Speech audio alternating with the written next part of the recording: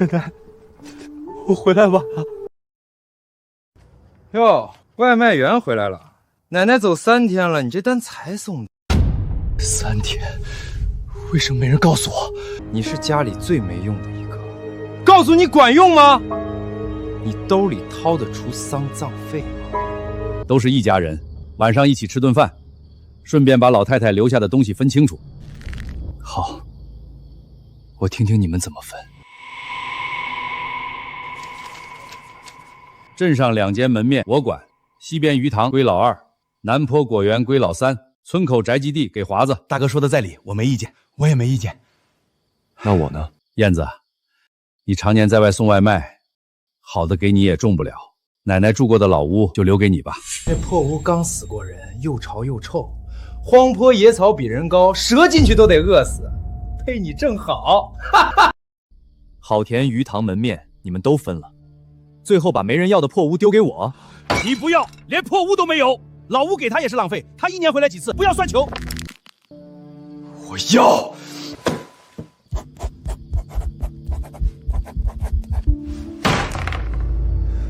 白纸黑字，今天谁签了，往后谁都别反悔。后悔？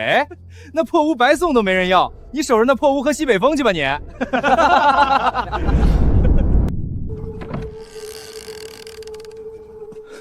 都说奶奶有人照顾，就让她住这种地方。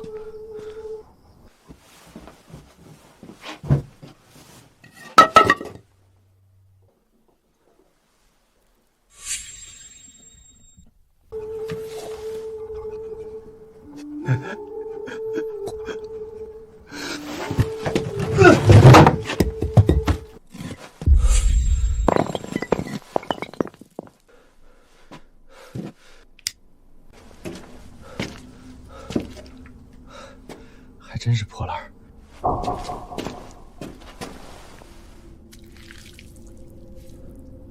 这什么东西？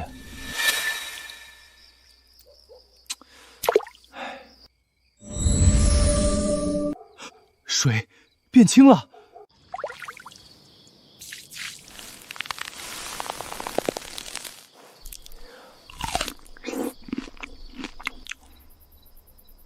你们以为抢走了好田好地，接住，却没想到奶奶的老屋才是真正的金山银山。我要把这些山都给包下来。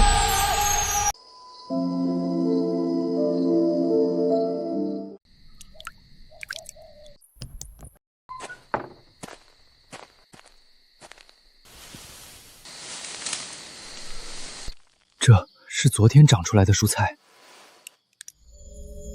玉佩入水，竟然能把菜催生成这样。西红柿能长这么大，那别的呢？这东西绝不能让大伯一家知道。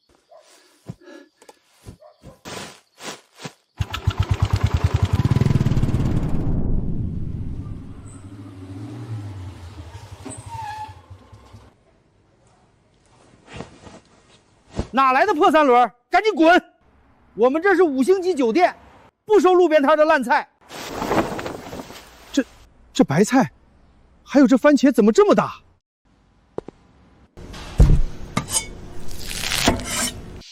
这味道怎么这么香？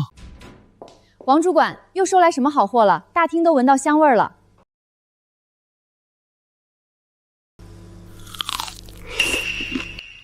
这菜汁水足，果香重，这个口感普通有机菜比不了。我干了一辈子厨子，就没吃过这么香的菜。咱们酒店的客人不缺钱，缺的是新鲜和稀罕。这一车我全要，8万现金够吗？开价这么痛快，肯定还有空间。10万，成交。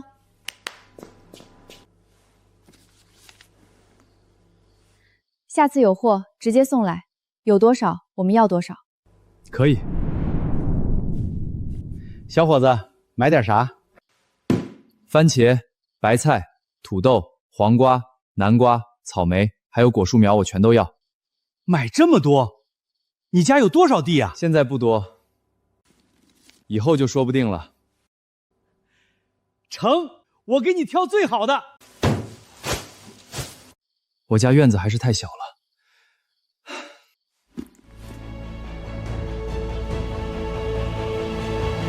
得先弄块大的。华哥，你可真厉害，年纪轻轻就在镇上拿下了2个黄金地段的门面，这产权一确认，你可就是咱们镇上有头有脸的大老板了。2个小门面而已，随便做点小生意。娇娇啊，我记得你以前还跟罗燕那穷光蛋相看对过眼，现在还喜欢他不？哎呀，华子哥，你可别恶心我了。幸好当初我眼睛亮没跟他在一起，不然现在后悔都不知道怎么写。幸好当初没跟他，不然现在就得跟着住破屋吃土。算你有眼光，哈哈哈哈！罗燕那小子，这辈子也就配在土里刨食了，哈哈哈哈！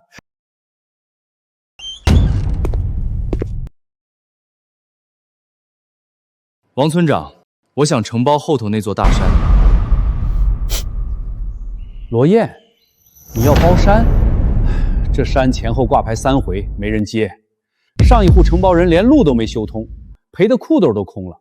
5年承包权是5万块钱，一旦签合同就不允许反悔。我想清楚了，现在就签。兜里没2个钢镚就别出来丢人现眼了。怎么，想来申请扶贫就不要找那么多理由？小罗啊，这荒山可不咋样，你可要想好了。没钱别打肿脸充胖子，小心赔得连饭都吃不上。这个就不劳你们操心了。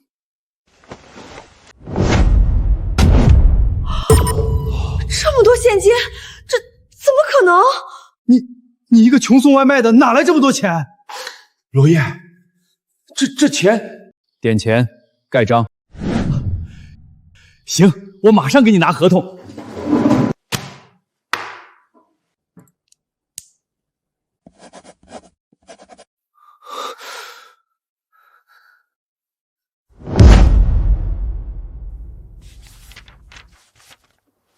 这么多钱居然用来包一座废山，他一个穷光蛋哪来的钱？肯定是死老太太生前留下来的钱。好小子，竟敢瞒着大家，绝对不能让他独退。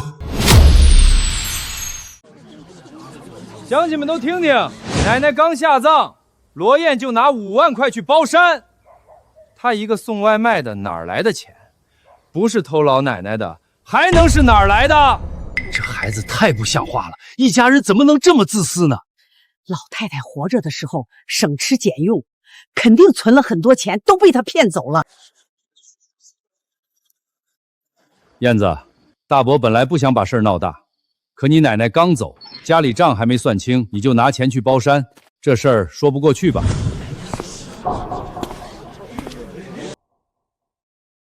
你想算什么账？当然是老太太的钱，你肯定是趁着她生命糊涂把钱都给偷了。罗燕，那是罗家的钱，不是你一个人的。还有奶奶的丧事儿，大棚、酒席、纸钱、棺材，哪一样不是我家掏的钱？你呢？回来磕个头，就想拿走老太太的钱？丧事确实是罗老大家办的，办的还风风光光。要是真拿了老人钱，1分钱不出，那就难看了。燕子啊，大伯不是要逼你，只是老太太的钱得给全家一个交代。意思你们给个丧葬费就觉得了不起了？不然呢？你一个穷光蛋，你给得起吗你？哼，看见没？说不出话了吧？奶奶医药费我花了10万，人活着你们不管，人走了你们大操大办，办给谁看呢？不可能，老太太人都要走了，你怎么舍得花那么多钱？是啊，不像你们，光想着开席收礼银啊。原来钱都花治老太太上了，人都快走了，还能舍得出钱，这不容易呀。就算住院钱是你交的，那包山的钱呢？你一个送外卖的能存几个钱？谁知道你是不是在老屋里翻出了老太太藏的钱？老屋是你们白纸黑字分给我的，屋里跟钉子现在都跟你们没关系。你们来我家闹事儿，还要点脸吗？行啊，罗燕，在老屋捡到2个钢镚就以为了不起了，我倒要看看你拿那丢荒几10年的破山能种出什么金子。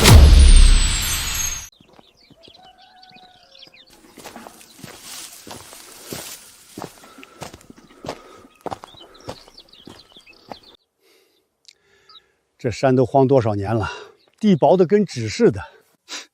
花5万多块钱包这破山，这不是糟蹋吗？捡来的钱不心疼吧？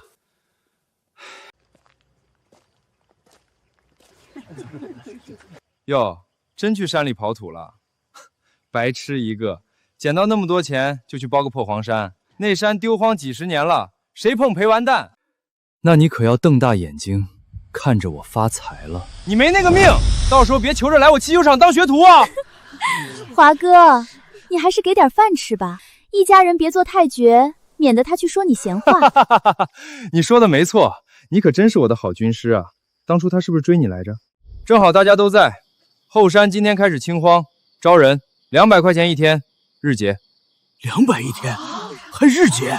清荒虽然累，可200一天不低呀。200一天，你装什么大老板？乡亲们，别被他骗了，他那点死人钱撑不了几天，跟他干，最后1分都拿不到。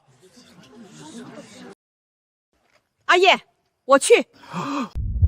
赵婶儿，你还真信他？200一天，日结，我出力，他给钱，有啥不能信的？赵婶算一个。我看你能撑几天。他连话都不敢回。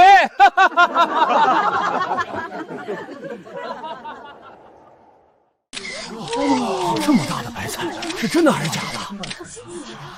这颜色，这模样，一看就是有机天然菜。多少钱？我先要了。这些蔬菜都是纯天然无添加的珍稀蔬菜，口感好，数量有限，想要的先定先得。我出3000，这颗给我。我出5000，2颗我都要。别抢了，我全包了，现金结。这么大的白菜，我还是头一回见。林总，咱们酒店 APP 服务器都被顾客挤瘫坏了，连下半年的宴请都预定完了。菜没了，一早上就做完了，供不应求啊！我必须要再找到那个人收菜，无论花多少钱，这是让我们酒店站稳脚跟的机会。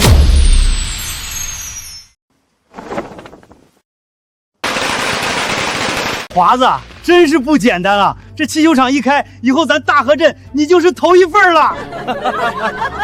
大家伙客气了。我这也就是为了咱村里人方便，不像某些人拿了家里的钱去包什么破荒山，那不是往水里扔钱吗？可不是嘛！罗燕那小子送外卖送傻了，那后山除了乱石就是杂草，他一天300招工，我看他明天就得跑路。当初他追我的时候，我就觉得他脑袋有问题，所以没答应他。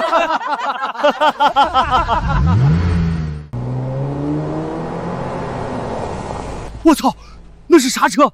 这得好10几万吧？10几万，没见识的东西，那是劳斯莱斯，少说得70、80万打底儿。华子哥哥，这是来给你祝贺的吗？那也太有面了吧！劳斯莱斯？难道是我在城里发的传单起作用了，被大老板看到了？华子，你这面子也太大了，全村都得跟着你沾光啊！林总，怎么能让您亲自来呢？这多不好意思。谁是罗燕？林总，您找那个送外卖的干什么？他就是个穷酸鬼，这汽修厂才是我的。我没兴趣听你的。罗先生在哪儿？我是罗燕。罗先生，鼎盛酒店的贵客点名要您的蔬菜，您有多少，我们要多少。真的是找罗燕啊？啥？他们是来找罗燕的？难道罗燕包那黄山是真有说法？罗先生，这是预付的追加定安定金50万，明天开始，我们酒店的采购车会每天准时到村口对接。看来灵水催熟的东西火了，但价格不能再是之前的价格。林总，他是我堂弟，从小就没什么出息，就是一个送外卖的，你是不是被他诈骗了？鼎盛大酒店的生意，需要你这种人来指手画脚。大伙要跟着我发财的要趁早啊！200块钱一天。燕子确实靠谱，昨天去青山回来就收到了200块工资。我也干，这可是大酒店的订单，跟着阿燕有肉吃。我也去，招工照旧，今天开山，凡是想凭力气吃饭的，跟我走。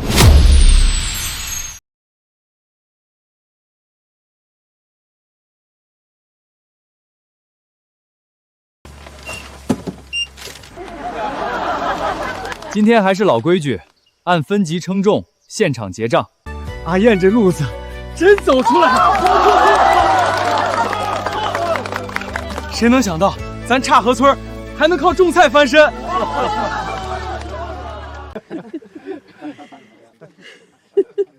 要不是当初跟着阿燕清荒，我哪有今天？活该阿燕发财，自己发财还带着全村发财，这才叫本事！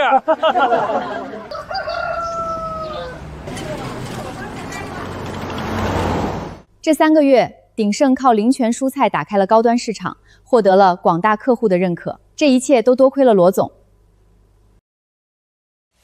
罗先生，合作愉快。以后鼎盛和林泉基地就是一家人。合作可以，品质不能降。放心，以后你拥有鼎盛股份，你也有发言权。以后要称呼你为罗总了。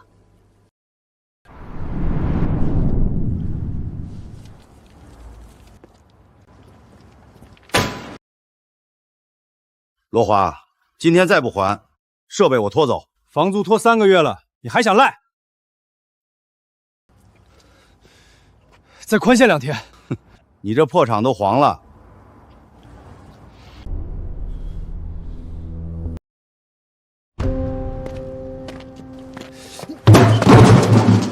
你冲我发什么疯？厂子是你自己开垮的，要不是你天天撺掇我撑门面，我能欠这么多？当初开厂当老板不是你自己拍胸口说的？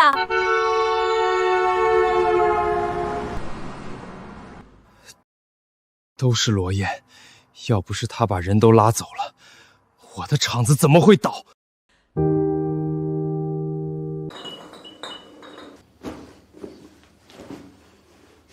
这日子我过够了，我走！罗华，你还是人吗？哭什么？现在有个办法。什么办法？罗燕现在有钱，随便拔根毛都够咱们过难关。你不是说她以前追过你吗？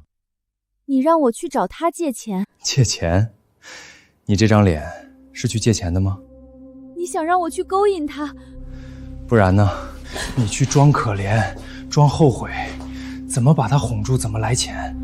罗华，你疯了！我们当初那样羞辱他，他怎么可能理我？老子现在要的是钱！明天你就去找罗燕，借不到钱就别回来。你不是说他以前喜欢你吗？无论你用什么办法，都要把钱给我弄回来。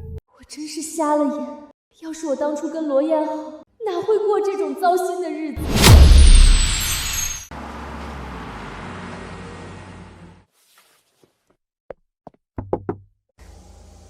有事儿？罗燕，这么巧啊？不巧，你挡路了。罗燕，我知道以前是我不对，那时候我年轻看人也浅。现在看清了。现在才知道谁是真有本事，谁是装出来的。其实这几年我也经常想起你。罗燕，我今天来不是想让你为难，就是想跟你说句真心话。真心话？我后悔了，以前是我没眼光，可人都会犯错，你就不能再给我一次机会吗？机会？只要你想，我都可以。当初我追你的时候，你说城南那家奶茶好喝，我骑车来回跑了3个小时，送到你手上奶茶都凉了。罗燕，那都是以前的事了。你当时说，一个送外卖的腿脚倒是挺勤快。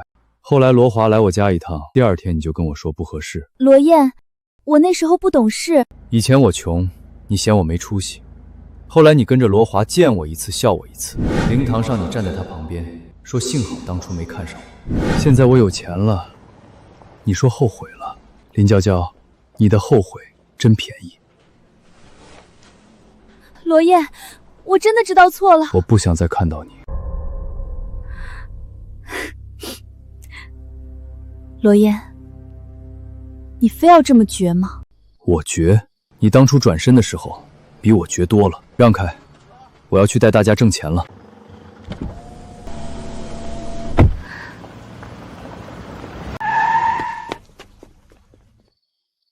一家子都来了，正好可以算算旧账。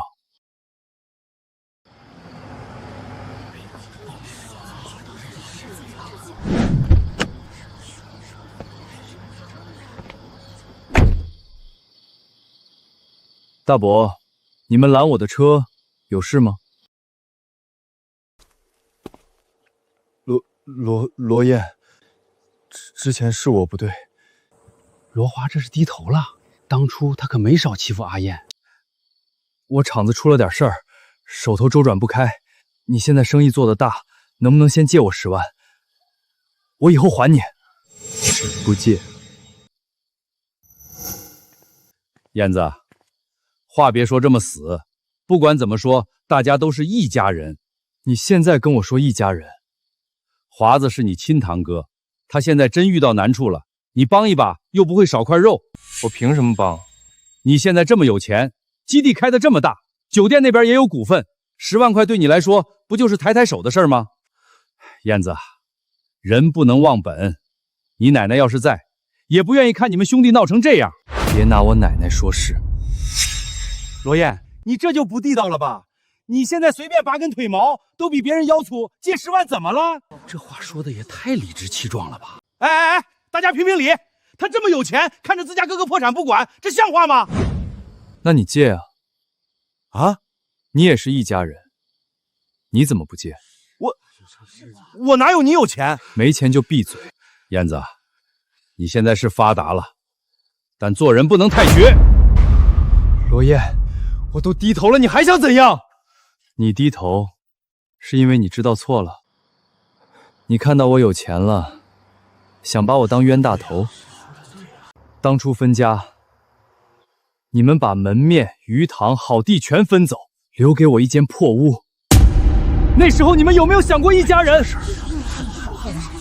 我被你们骂外卖员，骂没出息，骂守着破屋喝西北风的时候，你们有没有想过一家人？现在我赚钱了，你们一句一家人，就想拿走10万块钱。我罗燕的钱，不养白眼狼。你别后悔！后悔？今天别说10万，就算我把钱开工厂、开种植基地，带乡亲们发家致富，也不会平白无故借给你们。乡亲们都来评评理呀！要不是当初我们让罗燕回来给老太太磕头，没有老太太保佑，她能发这个财吗？现在有钱了就装不认识亲戚，连老太太丧事的钱都不想认，真是白眼狼。燕子，做人要讲良心，老太太的事儿你不能翻脸不认。这也太不要脸了吧！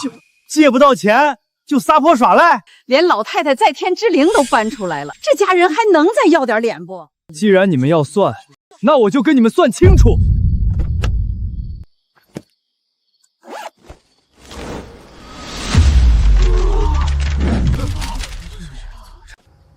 这些年我在外面挣钱，月月给奶奶打钱，结果奶奶却连病都没看上。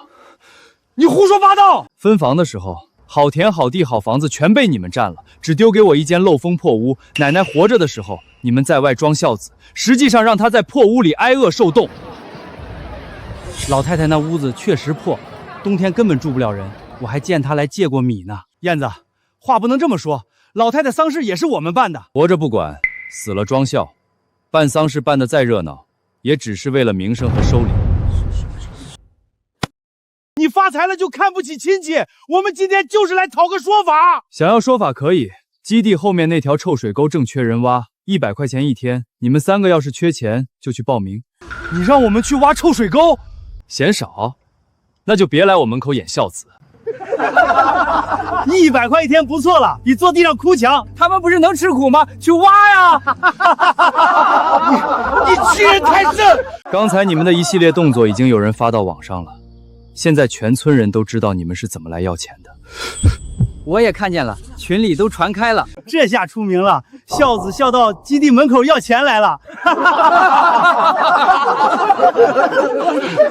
走！罗燕，你给我等着！要是当初我没有势力眼该有多好，我亲手把自己的幸福毁掉了。去鱼塘。是，罗总。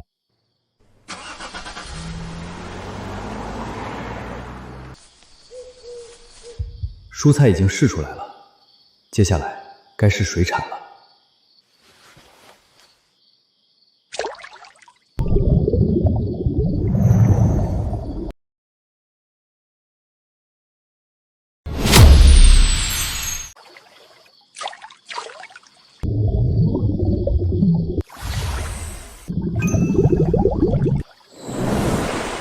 咦，刚才我好像看到一条鲤鱼从玉佩里跑出去了。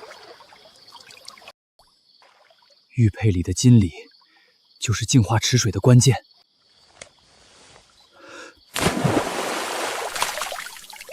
小鲤鱼不光能养菜，连池塘也能改变。水产这条线成了。林总，你们这儿的蔬菜虽然绝佳，但顿顿吃素，咱们这肠胃也受不了啊。是啊，这半个月天天吃草，我感觉自己都要变兔子了。要是没点像样的荤腥，以后我们可不来了。罗总，最近营收掉得很厉害，客人也都吃腻了蔬菜，再这样下去，酒店生意怕是要撑不住了。你放心，我早考虑到这个问题，好东西马上就送来。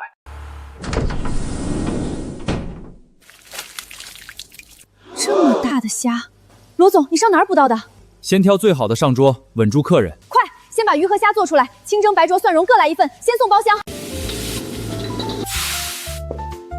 各位贵客，久等了，尝尝我们酒店的新品鲜货。这味道，我吃了30年的，竟然从来没吃过这么鲜美的。呼，这一口汤下去，我这老寒腰怎么感觉热乎乎的，神清气爽啊！林总，这鱼虾多少钱1斤？我全包了。罗总，你这批水产来得太及时了，酒店最缺的这块短板总算让你补上了。昨天一晚上我们就卖了10多万，还收了80多万的预付款，很多客人都抢着要买。好，林月，从明天起，咱们酒店开始实行会员制。会员制，高端食材限量供应，只有顶级会员才能优先预定。另外，提升平价款的虾蟹，还要让普通人也吃得起。明白了，这样既能保住高端调性，又能快速回流资金。有了这笔钱，我的办厂计划终于可以启动了。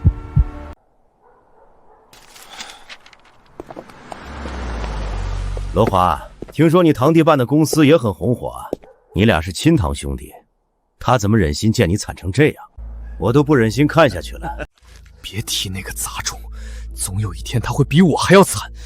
我看你也是个人才，不如就跟我混吧。咱们这号人就喜欢六亲不认的人。华哥，我欠你钱那么久，您还愿意要我？钱是钱的事儿，人是人的事儿。连你们都肯帮我，我亲兄弟就是不肯帮我。咱们讲的就是道义，你好好干。汽修厂这点钱只是小钱，哥带你走康庄大道。罗烨，你等着瞧。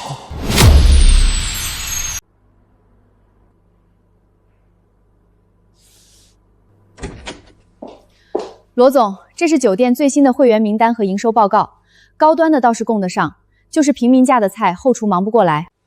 之前让你看的工厂怎么样了？城外有家废弃加工厂，设备旧了点，但厂房、仓库、冷仓都还在。要是能盘下来，果汁、罐头、鱼罐头、蔬菜成品都能统一加工。位置怎么样？离村里不远，离公路也近，最适合你现在扩大生产。好，就它了。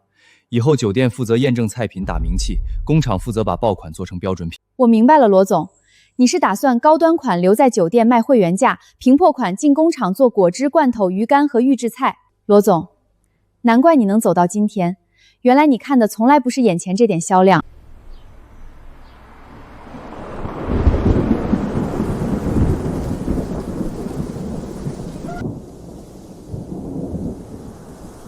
完了，今年果子全毁了。这下真难熬了，卖不上价，还得烂在地里。孩子们在外省厂里打工，1个月也没几个钱，家里又成这样，真是没活路了。果子没全废，都砸成这样了，还能卖给谁？鲜果卖不了，就把好的挑出来，进厂做果汁、果酱、罐头。我准备盘下城外工厂，村里以后统一收果、收菜、收鱼，能做果汁，也能做鱼罐头和蔬菜成品。以后大家伙就不用靠天吃饭了。罗总，你真要办厂？我不只要办厂，还招工。你们的孩子在外省厂里受气，1个月挣不了几个钱，不如叫回来上班，底薪3500加提成包吃住，干得好还分奖金。3500还包吃住，那比外面强多了。我现在就给我儿子打电话，我闺女在外面天天加班，赶紧让她回来。妈，村里办厂，别闹了，能干几天啊？罗燕是赚了点钱，可开厂不是种菜，别到时候工资都发不出来。我才不回去，小地方能有什么前途？这帮孩子怎么就不信呢？他们宁愿在外面受气，也不愿意回来。他们不回来就算了，咱们先上。我们都一把年纪了，进厂还能帮得上忙吗？摘果、分拣、清洗、装箱、熬酱、晒鱼干，哪样都要人。先让你们把钱挣到手，到时候你们工资比他们高，让他们羡慕嫉妒去吧。对，我们先干，让那些孩子看看，村里不是没出路。阿燕带我们干，我们信。欠了花哥的钱还想拖？厂子卖了，不就什么都还上了？这厂是我半辈子的心血，我不能随便卖呀。卖家，我都联系好了，今天签了，有钱。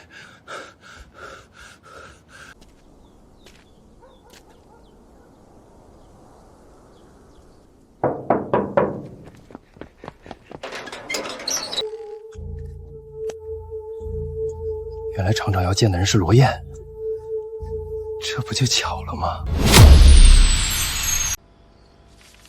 罗总，你是真心想买我这厂，还是随便过来看看？我只是个种地的，没那么多弯弯绕绕，就是想让村里种出来的果子能卖个好价钱。厂子是旧了点，可地段、厂房、设备都还在，只要你肯接，马上就能开工。马上开工不难，难的是先把你窟窿补上。你这厂子看着是个壳，里头欠着的债可不少。你连这个都清楚？既然要买，我总不能只看厂牌和厂房。我接手这家厂，等于先买下一堆旧设备和债务。这个人哪是什么农民，账查的比银行还清楚。看来想卖高价是不可能了。罗总，那你给个价吧。我接手债务，抚发工人拖欠工资，但收购价必须压下来。给个痛快话，到底多少钱？300万，现金。300万，这也太低了。我们当初最好的时候，一个月利润都不止200万。当初是当初，现在银行催贷，供货商堵门，工人工资拖着，你们厂子停一天就多亏一天。你要是等清拍，价格只会更低，工人工资也未必有人接。况且现在能立刻拿出现金还愿意接债务的人不多。你脸上的伤不是摔的吧？没事儿，小伤。债主打的。厂里还有几十号老工人，他们跟了我半辈子。我最怕的就是他们拿不到钱，都怪我连累了他们。我买厂不是为了捡便宜，是为了让它重新开起来。合同签了，工人的工资我优先结清，不会让你难做。罗总，你说话算数。我种地出身，别的本事不多，说出去的话一口唾沫一个钉。好，300万就300万，只要工人有饭吃，这厂交给你总比被人拆了强。我不同意。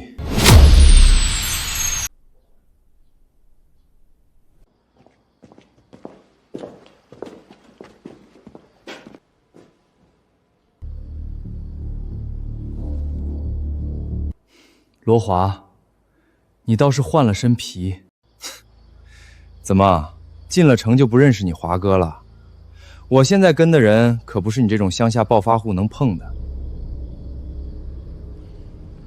他的伤是你打的，你怎么堕落成这个样子？罗燕，才多久不见，你还真把自己当个人物了，还敢来教训我了？我不是教训你，我是告诉你，路走偏了。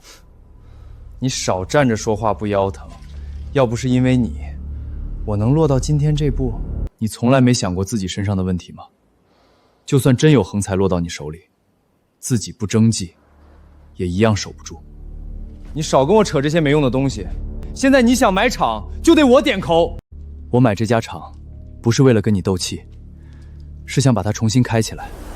村里刚遭了冰雹，果子卖不出去，大家都指着这条活路吃饭。罗华，你也是这个镇上的人，在大是大非面前，应该不会故意挡道吧？少拿镇上的人压我，农村那点小打小闹，我早就看不上了。你还守着几块地、几个鱼塘当宝贝，我的眼光已经放到县城了。所以这家厂，你买不了。罗华，这是我的厂，我卖给谁，轮不到你说了算。你的厂，你欠的钱还清了吗？这家罐头厂经营不善，早就抵押给我大哥了。你想签字可以，可没有我点头，这合同就是一张废纸。你想怎么样？简单，你想买场子，可以。先给我磕个头。罗华，你别太过分了。你也别急着替他说话，你欠的债还在我大哥手里，真惹急了，别说卖场，你连这办公室都走不出去。还有，你那点菜地鱼塘加上酒店股份，全都打包卖给我。我念在咱俩好歹是堂兄弟，出1万块买了。你现在卖还能拿点钱，等我不高兴了，你可就1分都拿不到了。1万块买我的产业，还要我跪下谢谢你？不然呢？你以为自己兜里有2个钢镚就能跟县城里的人掰手腕了？罗燕，你那点本事，在村里吓吓人还行，出了村谁认识你？今天这字儿，只要我不同意，谁也签不了。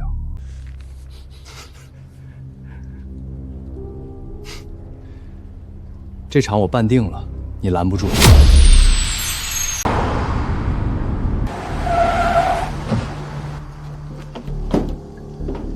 华哥说了，跟罗燕做生意的，一个都别想好过。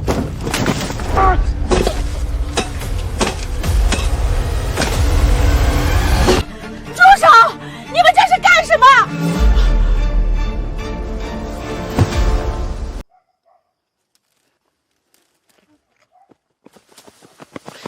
你们撒手！别动我果子！你们这群畜生！去你的吧！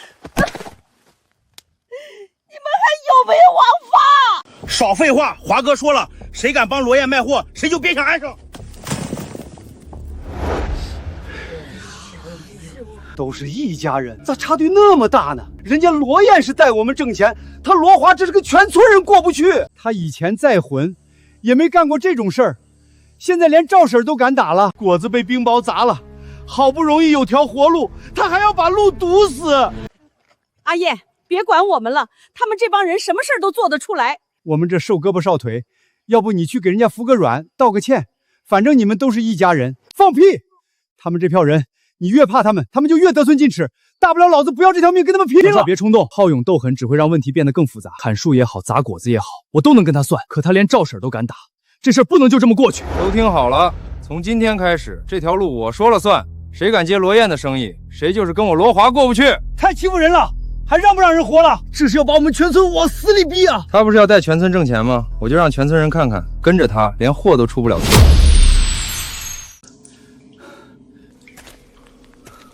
罗华堵了路，普通货运一时出不去，但我还有别的路。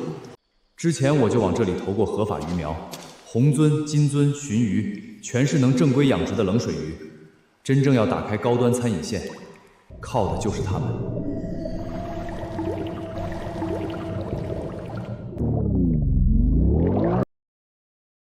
成了，罗华赌的是散货运输，可这些顶级冷水鱼根本不用散卖，一条鱼就能顶几车果子。鱼塘里之前投过龙虾、螃蟹和贝苗，正好一起试试。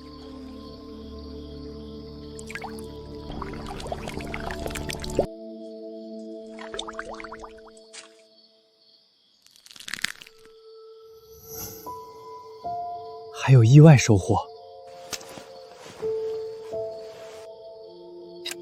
冷水鱼、虾蟹、贝类，再加上这颗珍珠，足够把那些大老板请进村了。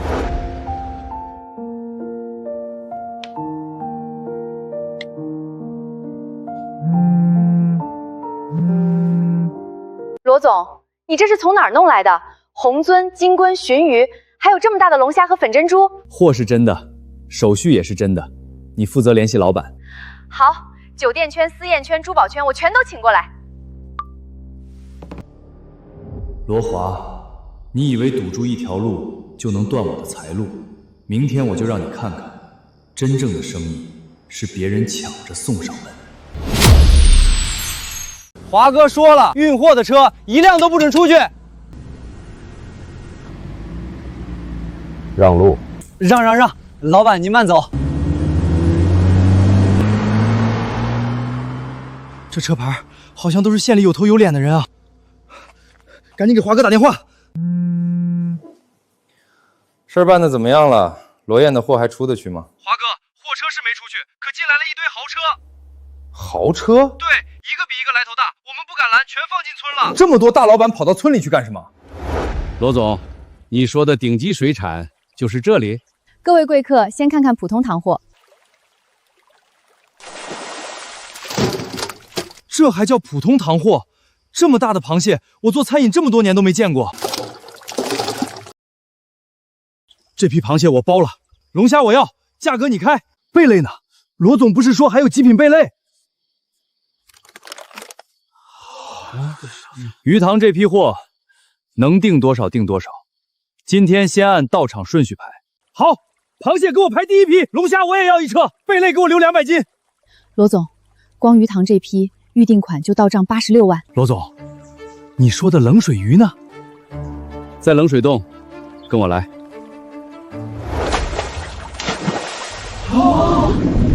这鲟鱼怕是有几百斤吧？这种货要是上高端宴席，光噱头就能卖疯。冷水洞这批不走散货，只做限量预定。限量好，越限量越值钱。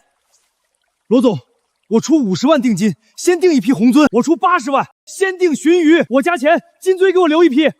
罗总，预定款已经破200万了。继续记，按顺序排货。华哥，他们不是货运不出去吗？怎么还卖上了？不可能，我把路都堵了，他哪来的买家？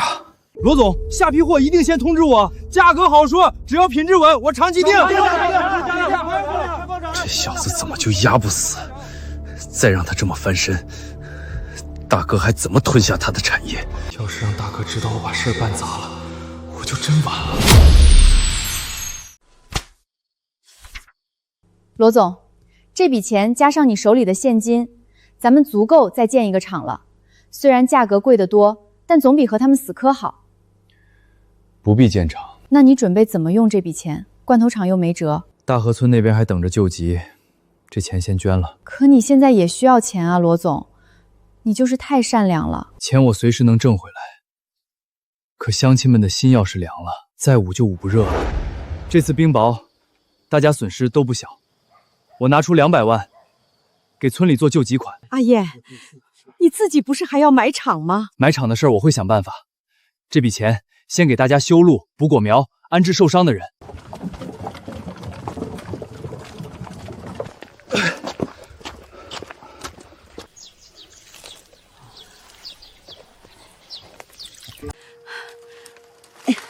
没事。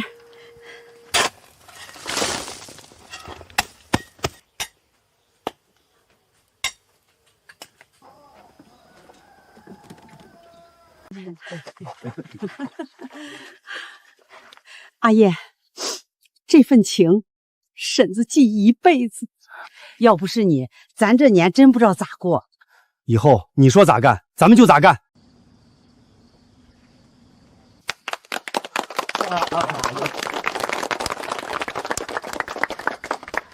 大家伙放心，眼前的困难只是暂时的，用不了多久，我们就可以开始挣钱了。200万，他不拿来孝敬亲戚，居然拿去捐给村里那些外人。哼，这小子脑壳是不是坏了？自己厂子还没买下来，就先把钱撒出去了。就是，钱不给自家人，拿去给外人花，真是胳膊肘往外拐。华哥，罗燕把刚收上来的预定款全捐给大河村了，村里还给他送了锦旗。捐了？对，听说有200万。都到这时候了，还想着装好人，钱一捐，他拿什么买厂？继续盯着，等公开招标一开，他连门票钱都凑不出来。罗华，你以为我没钱了？可你不知道，真正能把生意做起来的，从来不只是钱。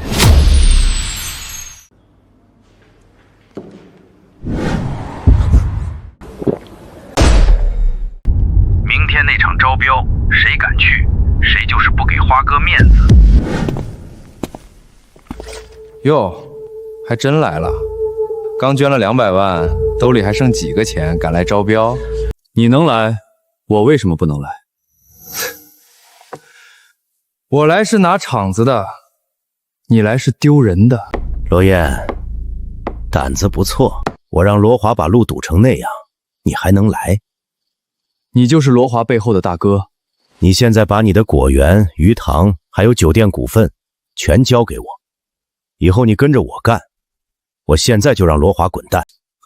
华哥，我闭嘴！你收人条件一直这么脏，生意嘛，干净赚不到大钱。那你找错人了。我的东西不卖，我也不给别人当狗。有骨气是好事，就是不知道你的钱撑不撑得起你的骨气。涂老哥罐头厂公开招标，现在开始，起拍价100万，100万，120万。罗燕，你不是挺能耐吗？继续啊！150万，180万，这不是明摆着压的吗？朱红鱼盯上的东西，谁敢抢？200万，220万。刚捐完200万，还敢喊到200万？罗燕，你装的挺像啊！240万，250万，你还出得起钱吗？出不起就别在这儿丢人现眼了。罗燕，现在认输还来得及。你要是愿意把产业卖给我，我刚才的话还算数。我不卖。你要不了多久就会后悔没卖给我。经综合评定，涂老哥罐头厂最终中标人是还用说吗？当然是我大哥罗燕。不可能，我的价格明明比他高，凭什么选他？有黑幕，绝对有黑幕！不可能，我的价格明明比他高，凭什么选他？朱老板，这次招标不是只看价格，还要看接手后的经营能力、工人安置方案、债务处理能力和社会评估。少给我扯这些虚的！罗燕虽然报价低10万，但他提交了完整的复工方案，有果蔬原料、水产供应、酒店销售渠道，也承诺优先补发工人工资。另外，他在大河村受灾后捐款救灾，稳定了原料村和受灾村民。这说明他有能力带动地方经济，也能保证厂子复工后的稳定供货。捐钱也能算本事？他那是装好人，能让村民信他，愿意跟着他干，就是经营能力的一部分。这怎么可能？好，好得很。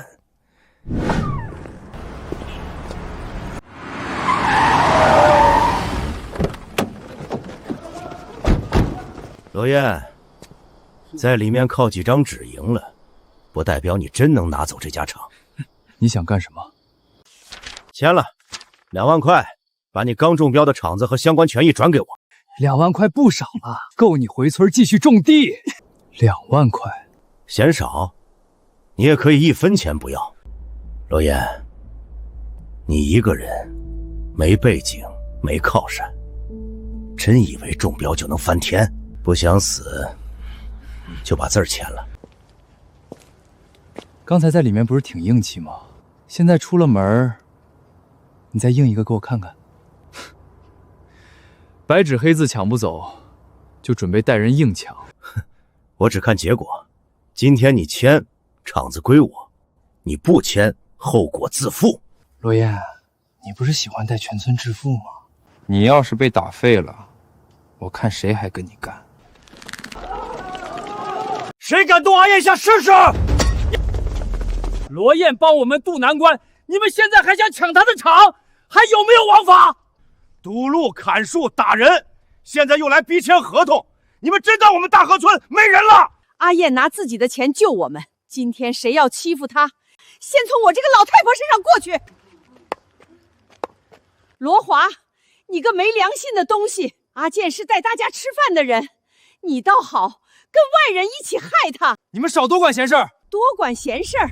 阿燕的事儿就是我们全村的事儿。对，谁敢动罗燕，就是跟全村过不去。罗华，你还有脸站这儿？你砍我们的树，堵我们的路，还打赵婶儿！你一家子以前就没良心，现在更不是东西。罗燕，今天算你运气好。不是我运气好，是你小看了人心。咱们走着瞧。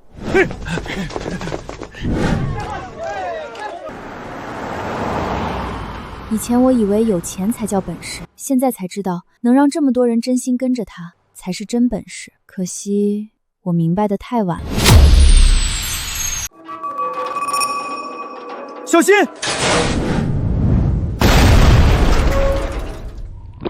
大爷，多亏您提醒。哎呦，年轻人，你这命大呀！这破牌子晃好几天了，我天天盯着，就怕砸着人。大爷，您这病怎么不去医院？去啥医院啊？厂里大半年没发工资，米缸都快见底了，我这还算能撑的。厂里有人孩子学费交不上，有人老人要钱断了，都指着这厂子活命呢。听说今天新老板要来。新老板，这破厂谁接谁倒霉，谁还管咱们死活？万一人家愿意发工资呢？别做梦了，谁会拿自己钱填别人窟窿？我买下的不是一座厂。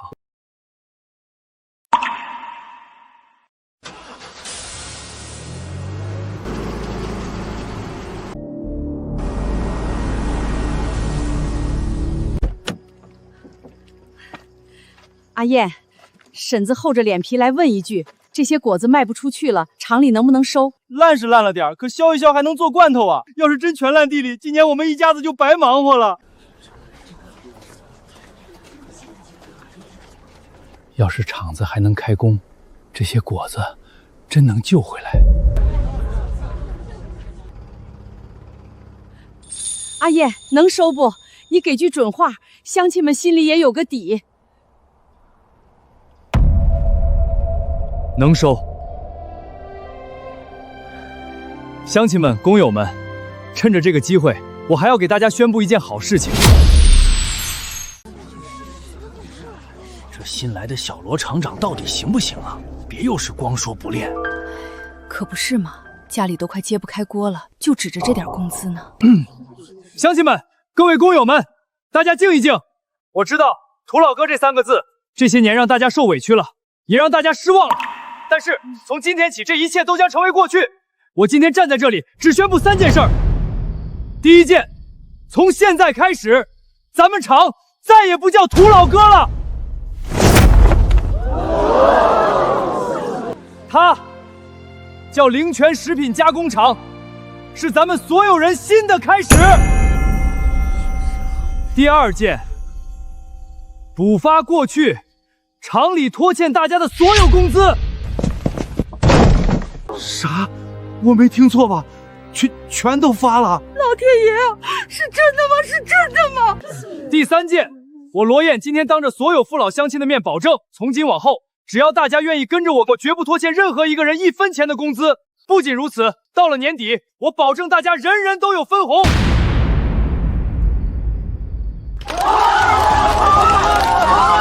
小罗厂长牛逼！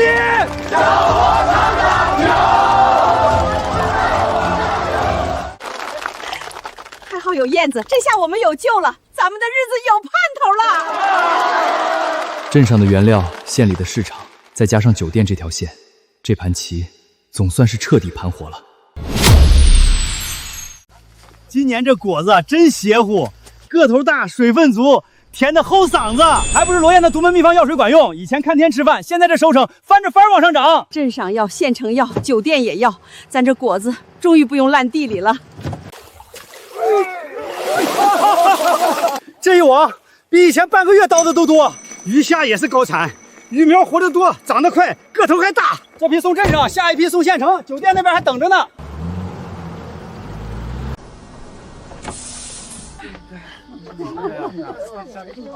5000多，这个月工资5000多，你这比我儿子在外省打工还高啊！我给我儿子说，他还不信。我把工资账拍过去，他半天没回话。我家那小子已经买票回来了，说外头再好也不如回村跟着罗燕干踏实。多亏了罗燕啊，不然咱哪有今天这好日子？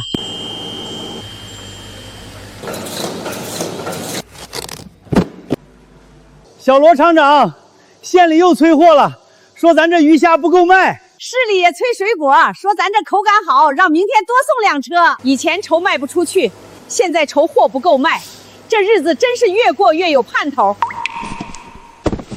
果子、回虾、厂子、酒店，这几条路总算跑通了。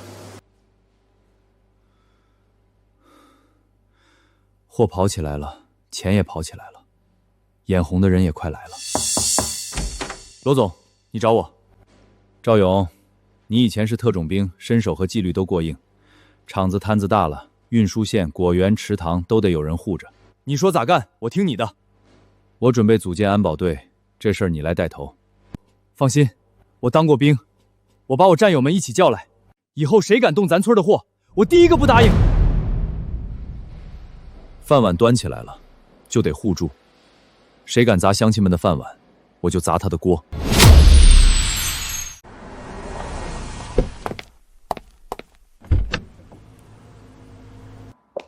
周正，您来了。听说你们这里的菜很出名，最近都没什么胃口，吃什么都吃不下。您来对了，今天这桌菜保准让您多吃2口。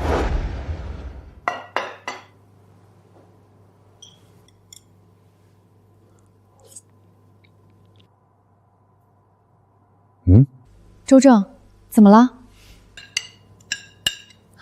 周正，您慢点儿。这些菜哪来的？来自林泉食品加工厂供货，罗燕是那个厂的老板，也是我们酒店的大股东。好，我先下1000万的单，后面还有。周总，您下1000万的单？只是开始，后面还有更多。货要稳，别给我掉链子。罗燕，省城龙头企业老板周正那边定了，先下1000万的单，要求我们最快时间送货。还有别的要求？有，他希望我们在省中建一个站点，方便以后集中供货。可以，省城站点确实该搞了。灵泉不能只卖嘴上的生意，得做成一条能赚钱，还能让大家日子好过的路。罗总，全装好了，这趟要是稳住，咱厂就真打进省城了。路上我亲自盯着，货重要，人更重要，路上别大意。罗燕到底哪来的钱？天灾人祸都砸他头上了，他还捐款补工资盘厂子，现在又接省城1000万单。他就算把山卖了，也凑不出这么多现金。这小子到底是从哪儿蹦出来的？华哥，我知道一点。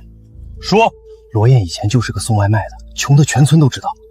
他是分到奶奶那间老屋之后，才突然发家的。老屋？对，当时全村都笑话他捡了个破烂，可他搬进去没多久，就包山养鱼开厂，钱跟流水一样往外拿，这里面肯定有事儿。盯住那批货，我倒要看看，你这钱到底是从哪儿来的。这趟路那边人杂，路上你一定小心。罗总，您放心，货在人在。今天这单能成，大家都有功，厂里每人发1000块奖金。罗总，真的假的？真的。罗总，你是我见过最好的厂长，我这工资再加这1000块，比我儿子在外省打工还高。我跟我儿子说，他还不信，非说我吹牛。我家那个更绝，听完直接连夜买票回来了，说要回来看看这厂到底有多硬气。跟着罗总干，心里踏实。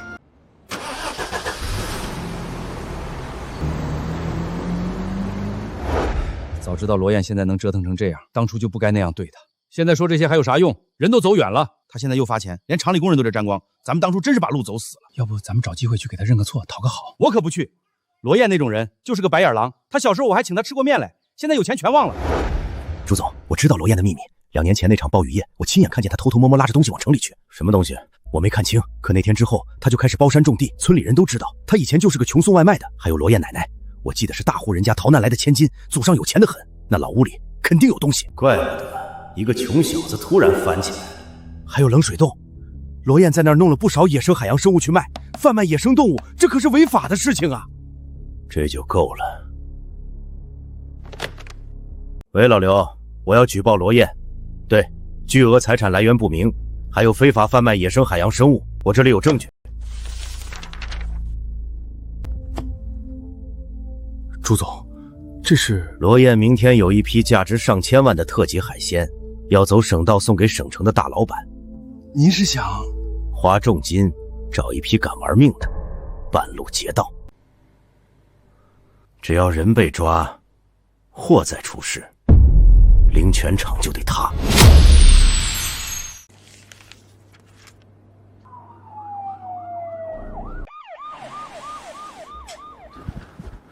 同志，你们这是？罗燕在不在厂里？在办公室呢。啥情况？谁犯事了？咋警察都来了？不知道啊，看着是往办公楼去的。不会是外头有人闹事吧？罗燕，你事发了，赶紧滚下来认罪伏法。他谁呀？咋一张嘴就这么损？同志，找我，罗燕。我们接到举报，你涉嫌倒卖国家珍稀野生动物以及巨额财产来源不明，请你配合调查。啥？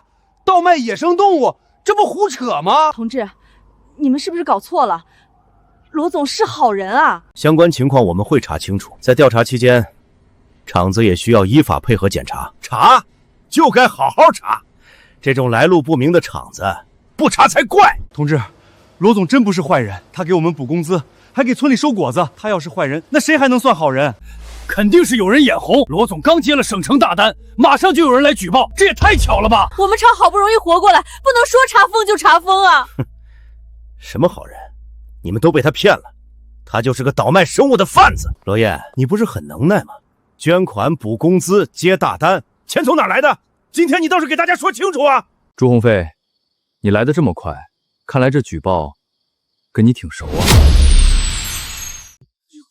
罗燕，你买罐头厂的钱全是猎取野生动物换来的，那些都是国家财产。你以为自己做的天衣无缝，法网恢恢，疏而不漏，今天谁也救不了你。证据呢？我当然有证人。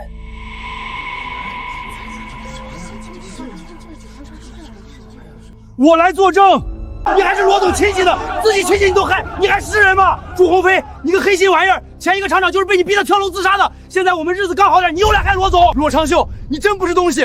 罗总发达了没往村里，你倒好，转头就来捅刀子。都安静，一个一个说。罗燕以前就是个穷送外卖的，自从继承荒山和老屋，突然就发财了。我亲眼看见他卖鲟鱼，那些东西都是冷水洞里的，都是荒山里的国家生物资源。我这是大义灭亲！你放屁！你们这帮生儿子没屁眼的黑心玩意儿！罗总救了我们厂，救了我们一家老小，你们这是想把我们饭碗砸了呀！不管怎么说，都改变不了罗燕你违法的事实，下辈子就在里面过吧。罗燕，举报内容很严重，请你配合调查，如果没有相关手续，厂子也要依法查封。罗燕，怎么不说话了？怕了？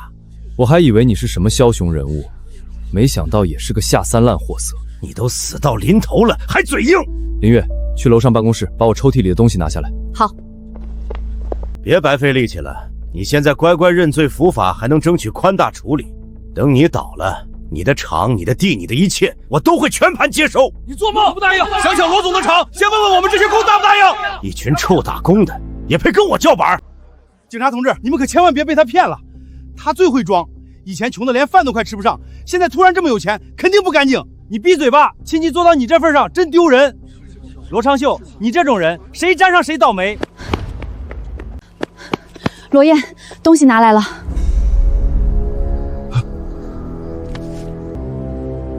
同志，证据在这儿。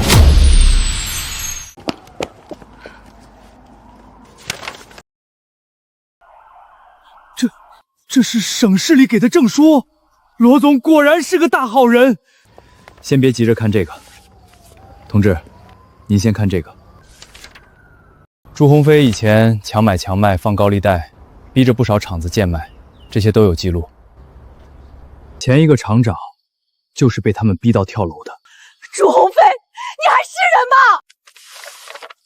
这几张是他们雇人打村民、砸果园、毁菜园的照片，还有视频，也都在这儿。原来是你们！你个黑心烂肺的东西，连地里那点收成都不放过！罗总帮我们补工资，帮我们卖果子，你们倒好，专门来害人。你少在这儿装！你那些奖章证书能说明什么？你钱来路不明，照样有问题。你急什么？朱鸿飞，你涉嫌多项犯罪，我们已经跟踪你很久了。今天过来本来就是为了抓你。你们为什么抓我？你涉嫌强买强卖、放高利贷、雇凶滋事、寻衅伤人，现在依法对你进行抓捕。我报的警，你们抓我干什么？举报不代表你就干净，你的证据我们早就掌握了，不过小罗同志提供的更丰富。罗燕，你别得意，你给我等着！抓得好！这种人早该抓了。你不是挺能吗？现在怎么不叫了？罗燕同志，谢谢你配合。你们厂这段时间的情况，我们都看在眼里。像你这样的好企业家，我们肯定不会轻易上门，应该的。罗燕，你以为这样就结束了吗？你的货还得完。罗总，赵勇已经押着那批货走了，会不会出问题？周老板那边不好惹，这单要是出一点岔子，以后合作就全悬了。朱鸿飞那人心狠手辣，肯定不会善罢甘休。我也觉得不踏实，怕他再整幺蛾子。这单要真出事儿，咱厂就麻烦了。没事儿，我早料到他会动手。罗总，那可是省城的大单，真不能大意啊！要不我们报警吧？做生意，走一步看三步，等刀架到脖子上就已经太晚了。这批货你别只走一条路。罗总，你是说真货走水路，假货走陆路，按我的路线走？罗总，还是你想的周到。路要是太顺，反而容易出事。明白，我照你说的办。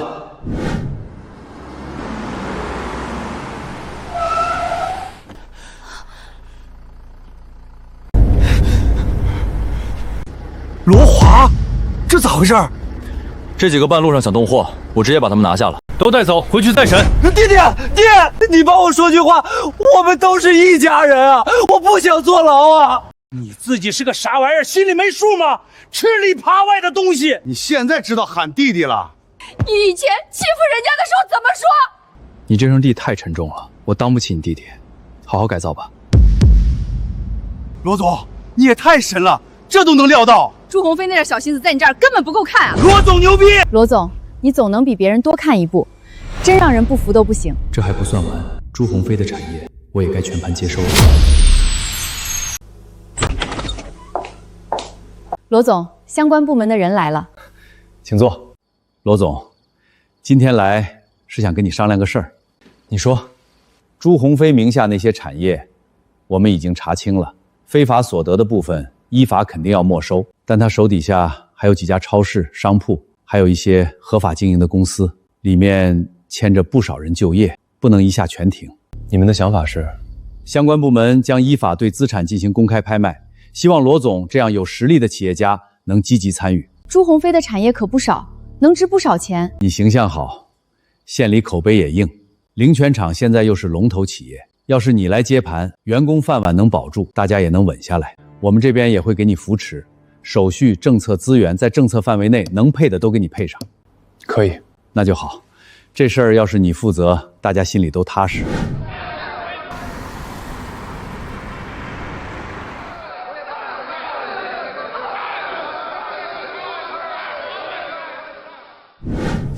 省城的度假村也一起收购，有点远吧？这度假村听说笑好一直在亏钱，朱飞鸿当初一直想脱手，没人要。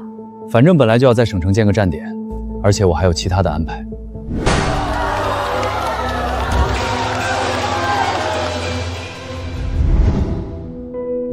罗燕，我是来求你的，罗华他知道错了，有话直说。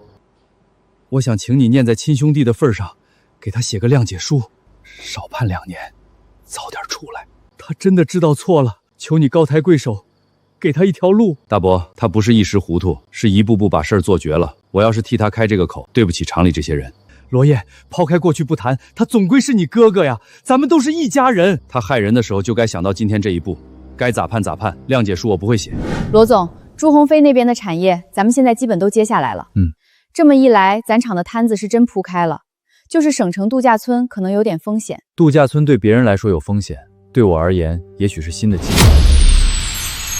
1个月前，灵泉厂还只是县里一座快倒闭的破厂，现在朱鸿飞留下的超市、商铺、仓储、冷链都汇并了灵泉。从此以后，灵泉食品加工厂正式升级为灵泉集团。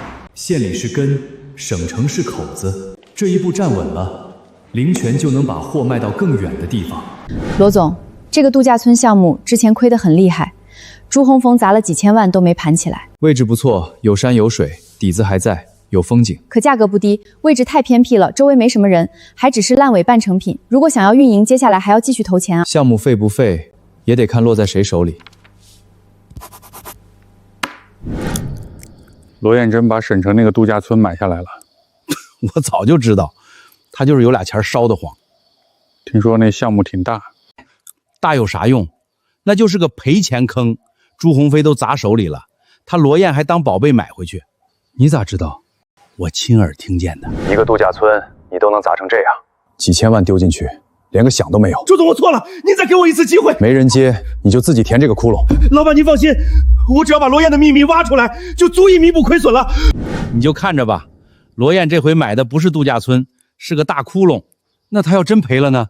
咱家也有人在厂里上班，赔才好。他不是能耐吗？这回看他咋翻身。罗总，出事了！怎么了？周正那边发来通知，说我们严重违约，没有把货送到，要我们赔偿违约金。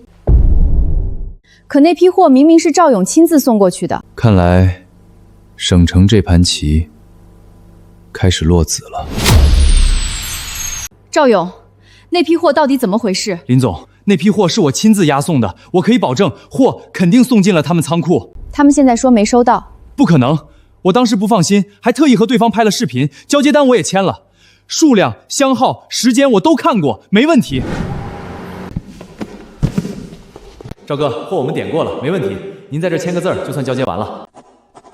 行，哥几个回头喝两杯。你被人下套了。妈了个巴子，罗总，我真没想到他们会来这一手。根据合同，如果认定我们没按时交货，要赔上千万违约金。更麻烦的是，周正之前打来的预付款已经拿去买度假村了。罗总，是我害了你，要不是我签了那个单子，也不会出这事儿。勇子，这不怪你。罗总，可货是我送的。对方有备而来，坑早就挖好了，换谁去，结果都一样。罗总，那现在怎么办？最近拓展太快，酒店这边账上的钱也不多。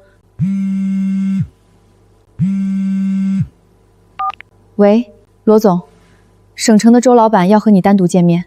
行，我去见他，我倒要看看他葫芦里卖的什么药。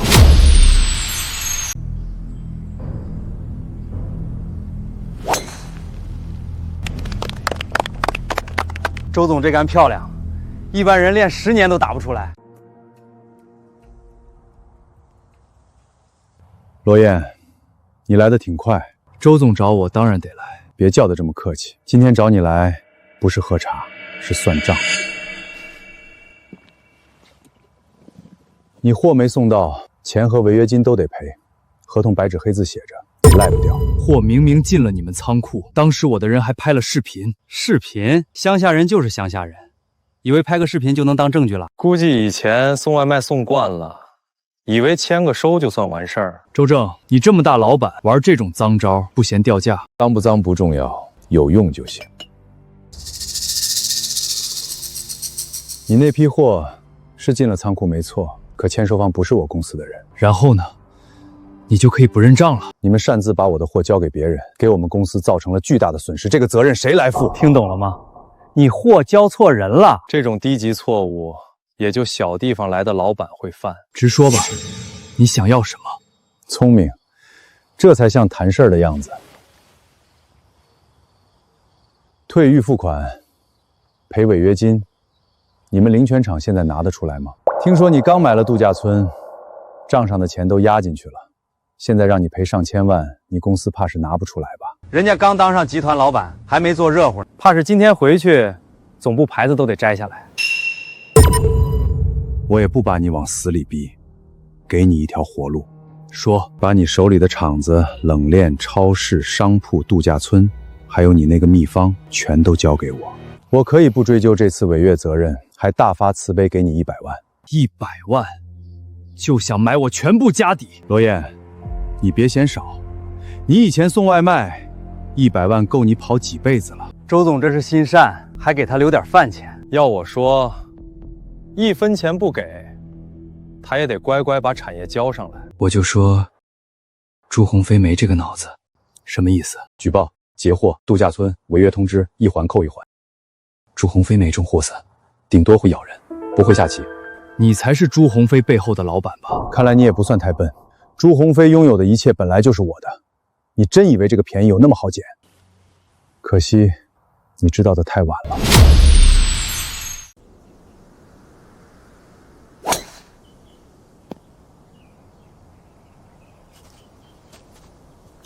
罗燕，你这人有点本事，我手底下正好少个有头脑的人物。什么意思？朱鸿飞那个位置空出来了，你要是愿意跟我干，我给你的权限比朱鸿飞还大，保证让你吃香的喝辣的。罗总，这可是周总抬举你，多少人想攀都攀不上。你有秘方，有脑子，跟着我省城这块盘子，你也能分一口大的。我自己的饭碗端得挺稳，不用跪着吃别人的。敬酒不吃，吃罚酒。我不爱喝别人递来的脏酒。你别把自己太当回事了。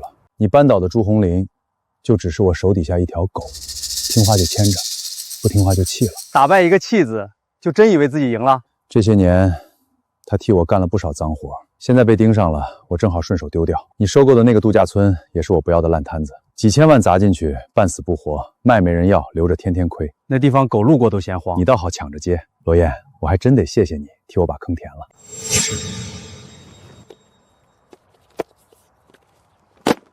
签了他，拿钱走人，相安无事。不签呢？不签，违约官司我跟你打到底，上千万赔偿先压死你。你公司刚扩起来，经得住几天折腾？银行那边，我一句话，你1分钱都贷不到。供应商会断货，客户会退单，员工也会跑路。到时候你那个灵泉集团牌子还没挂热，就得摘下来。还有你那个秘方，你以为我查不到？你亲戚里有的是人想卖你，是吗？罗燕，你一个送外卖出身的乡下小子，能爬到今天不容易。我给你100万，是给你留条后路。拿钱走人，起码还能当个富户。最后问你一句，签还是不签？周正，你这不是谈生意，是抢饭碗。可惜，我罗燕的饭碗你端不走。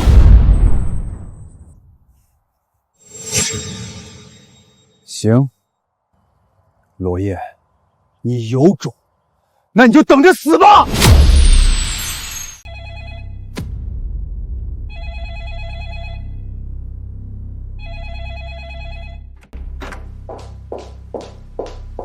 罗总，周正那边法务起诉了，来得还挺快。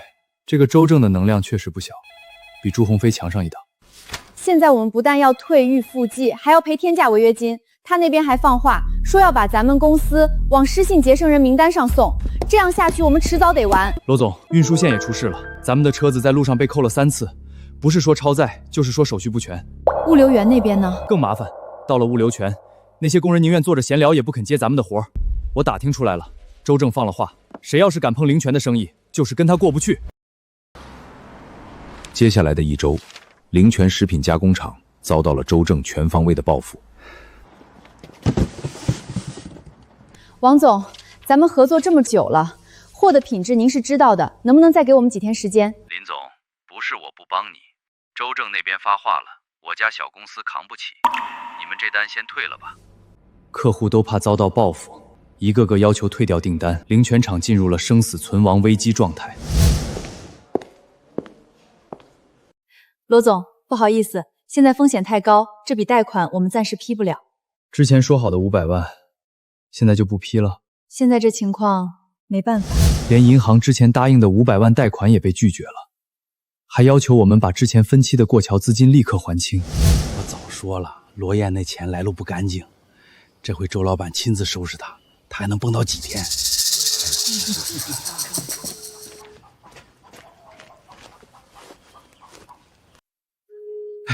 周总，我跟你说，罗燕突然发财，肯定跟他奶奶老屋和冷水洞有关，还有那个秘方，我看80%也在那儿。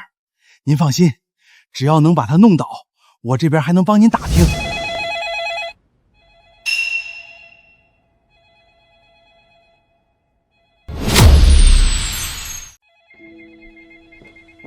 罗总，公司里不少员工递了辞职申请。多少人？不是1、2个人，是一批批都辞职了。他们都觉得灵泉厂扛不过这一关。林总，对不住了，我家里还有老人小孩，真不敢赌。这公司现在官司催债退单一堆，留下来迟早也得死。林总，你能力强，去哪儿都有人要，真没必要跟着一起耗。燕子，听叔一句劝，别硬撑了。周正那种人，你斗不过。这可是1000多号人的饭碗，你要是再不低头，大家都得跟着你完蛋。再怎么样，也比你以前送外卖强吧？谁让你们进来的？我们也是为你好，你别不识好歹。现在村里就靠着这个厂吃饭，你倒了，我们也没饭吃。所以你赶紧服个软，把厂子交出去，别连累大家。这是我的厂，你们靠我过活，还叫我别连累你们，谁给你们脸了？你啥意思？本来你们进入公司，我也是睁一只眼闭一只眼。现在你们不想干，现在就可以走。罗燕，我们是你长辈，你居然这样和长辈说话！从今天开始，你们几个全部开除。灵泉集团不养吃里扒外的人。我是你二伯，你居然开除我？开就开，你还真以为我们稀罕？周总早说了，你这破集团撑不了几天，等你倒了，我们去省城龙头大公司上班，比跟着你强100倍。就是，到时候你求我们回来，我们都不回。再不走，我就叫保安来请你们走了。他们都走了，你为什么不走？罗总，我跟着你走到今天，不是为了混日子，咱们有困难就一起扛。我信你，以前那么多别人觉得没路的事儿，你都能闯出来。这次也一样，我信你还能赢。罗总，我没事，就是没睡好。别说话了，一切有我。现在正好剔除一些毒瘤，给公司瘦瘦身。林月，还得辛苦你在公司坚持1个月，我要离开一趟公司。罗总，你要去哪儿？赵勇，这1个月内公司的安全交给你，谁闹事，谁砸场子，直接处理，保护好林月。明白，我会保护好嫂子的。我们不是那种关系，不要乱说。罗总，现在外面都在盯着我们，你一个人出去太危险。最后再坚持1个月，我不会让你们失望。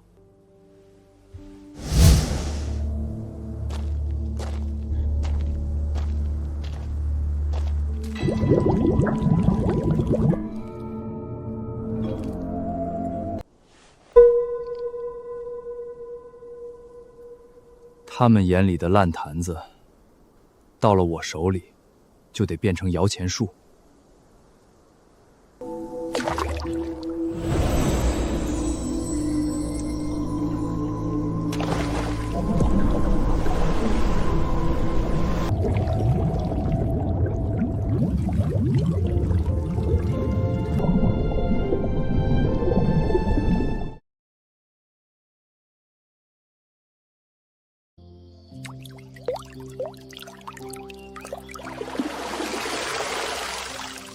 这1桶水下去，青云山就该换个活法了。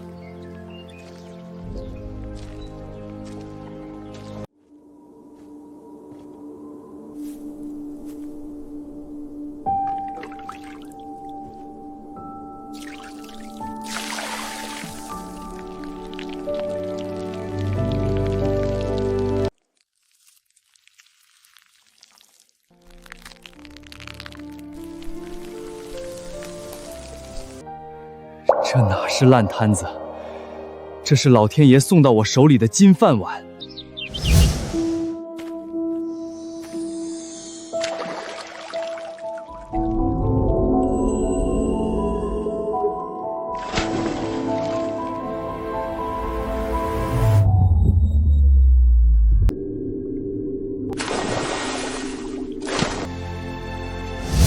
我靠，这是什么地方？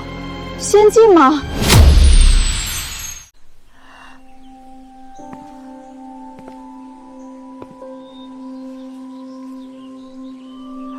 家人们，我好像发现了一个不得了的地方。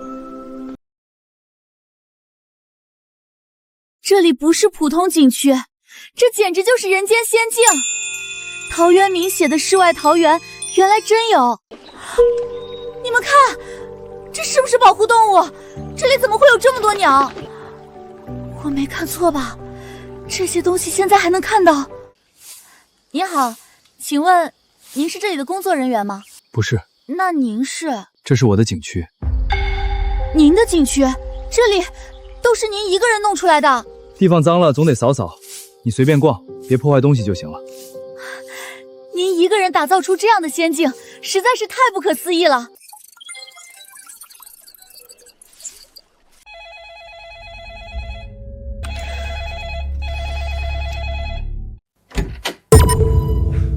你来干什么？不用担心，我是来报信的。听我说，明天周正要带人来拆场子。你会这么好心？我知道你们不信我，但我现在是真心回国了。这不是罗华他爹吗？儿子进去了还好意思出来？以前他们家咋对罗燕的？现在遭报应了吧？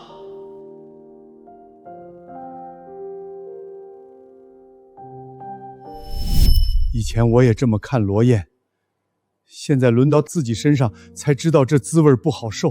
我以前不是东西，我现在就想给孩子赎罪。罗总，林月，带人来青云山度假村帮忙。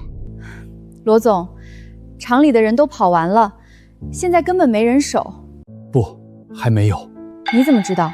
因为我去找过他们，赵婶儿、老李，还有厂里那帮老师傅，大家都在等着燕子的消息。哎呦妈呀，这地方也太峻了吧！我咋感觉自己走错到神仙窝里来了？我的亲娘哎，这是度假村，我还以为一脚踩进天宫了呢。罗总，这哪是度假村啊？这是把省城老板的钱袋子往外拽啊！别光看景，跟我来。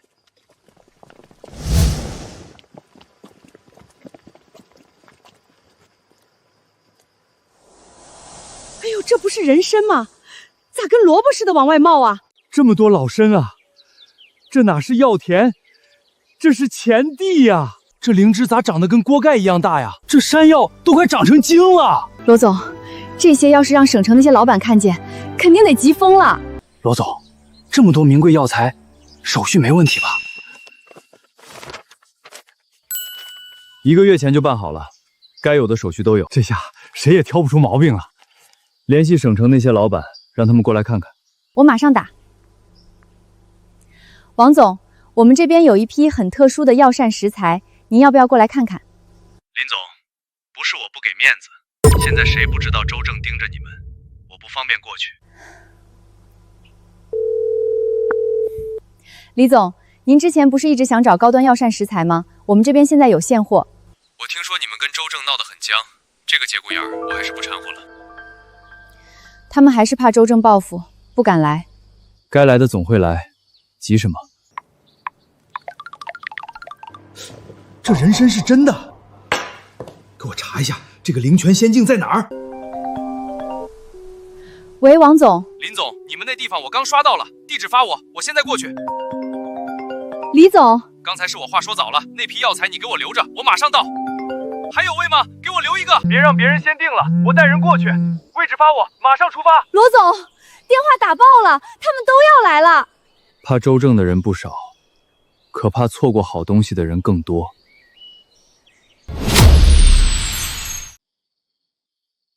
这灵芝也太大了吧！我活了大半辈子，就没见过这么多稀罕东西。我平时也算见过世面了，今天站这儿，咋感觉自己跟土包子一样？罗总，他们都看傻了。让他们看，真东西不怕看。这个山菌我要了，多少钱？你开。凭啥你要？我先看上的。那灵芝给我，我出双倍。我出50万，先拿一批。我出80万，给我留药膳包和黄精。那批天麻我全包了，价格你们别给我争。一个一个来，别挤，先登记。东西可以卖，但不能乱抢。谁要什么，按规矩来。罗总，你定规矩，钱不是问题。对，只要东西给我留住，怎么定都行。刚才那些只是普通货而已。啊，刚才那些还叫普通货？这是人参，这参得多少年份？这东西拿出来卖，罗总，你真舍得？我出300万，300万你也好意思喊？我出500万，800万，这参我要啊！800万，罗总，你把这参让给我，我欠你一个人情。以后省城有事儿，你一句话，用妥省城商超渠道，只要你点头，这参归我。我可以帮您介绍3家酒店，不，5家。都安静。王老板也来了，全国前10强企业的老总，他都开口，咱们不好争了。罗总，这株人参我要了。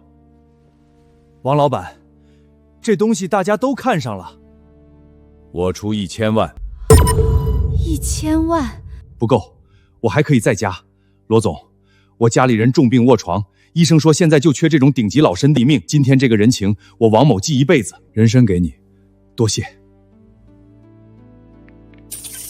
到账了，赵勇。林总，周正带了很多人来拆场子了。周正，他还敢拆你的场？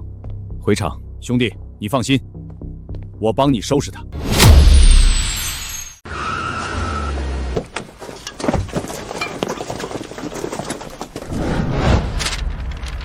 大家都听好了，灵泉厂延期交付，严重违约欠款。现在这里的一切都由我们万和集团接管。进去给我拆，值钱的设备全拉走，没用的直接砸了腾地方。不许动！这是我们的厂子，你们凭什么抢东西？谁敢往前一步试试？凭什么？就凭你们那个罗燕是个彻头彻尾的输家，他躲哪儿去了？是不是欠了债，吓得躲在被窝里哭呢？罗总那是去跑业务了，等他回来有你们好看的。业务？他现在连裤衩子都快赔光了，灵泉已经完了。现在的灵泉姓周。周正，还没到最后期限，你带人强闯工厂，这是犯法。赵勇，你不过是个看家护院的狗，罗燕都快破产了，你还在这笑什么钟？只要我还没倒下，你就别想动工厂一根螺丝。看清楚了，违约金3000万，罗燕拿什么还？他输了货，输了厂，现在除了这一身债，他什么都不是。今天这场我收定了，还愣着干什么？谁敢拦，就给我往死里打！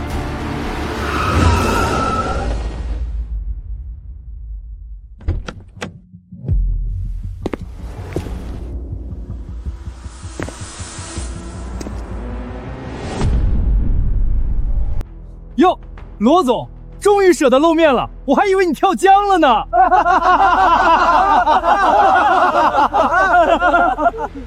周正，带这么多人在我厂子里闹事，手续带齐了吗？合同、公证处证明、资产抵债书，样样齐全。罗燕，你拿不出那3000万的违约金，这厂子现在就是我的。你的如意算盘可能要落空了，这个厂你没资格接。死到临头还嘴硬，你还有钱赔吗？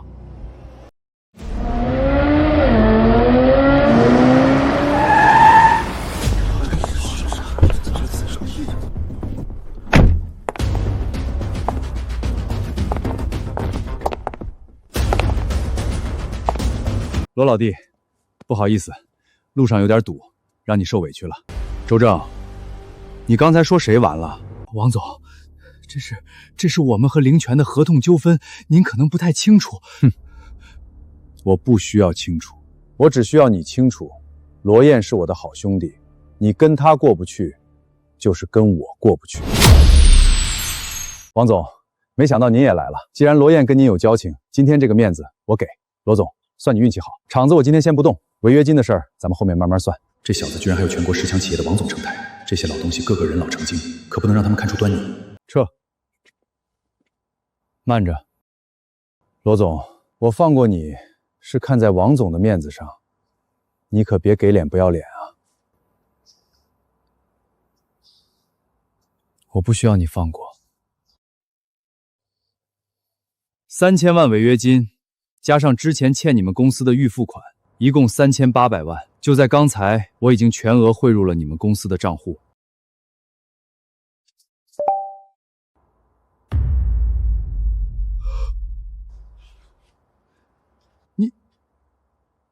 你哪来这么多钱？你不是把剩下的那点家底都拿去省城补货了吗？周正，你记清楚了，现在不是你放不放过灵泉，而是我罗燕放不放过你。罗燕，我没想到你居然真的把违约金打来了，真不知道你这种脑子是怎么干到这种层次的。怎么会有这种白痴？货被我吞了，居然还给我打款。罗老弟，钱留在手里周转才是正道。你这一下把血抽干了，工厂接下来的运转怎么办？而且这家伙做事不讲究，你应该是被他坑了吧？谢谢你了，讲诚信的罗总。下次有货继续发我啊，不过你可不能再弄丢了。罗总，人抓到了。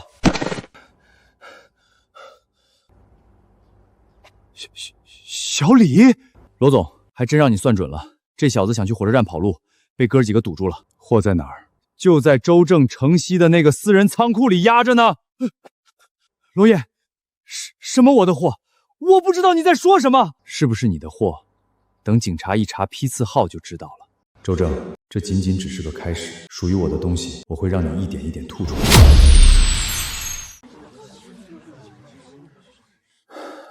周正，货在你的仓库，你还让罗总赔违约金？王总，您别听他们胡说，这肯定是罗燕设局害我。把你知道的都说出来。是周总让我签收的，他说签完就让我离职，还给我钱，让我出去躲一阵。周正，你真不是东西！热烈的马，你们这是把人往死里整啊！闭嘴！一个员工乱咬人，也能算证据？别急，证据不止这一个。你站得太高，可能忘了，朱鸿飞身边那个罗华是我堂弟。罗燕，以前是我们家对不起你，过去的事儿先不说了，我只救急不救穷，这钱不用你还。这是罗华留下的手机，我翻过，里面有些东西可能对你有用。从那时候开始，我就知道你迟早会动那批货，所以送货前，我让人在货里装了定位器。你早就防着我，你故意等我往里跳。路是你自己走的，坑也是你自己挖的，我只是没拦着你跳。周正，你这手段太脏了。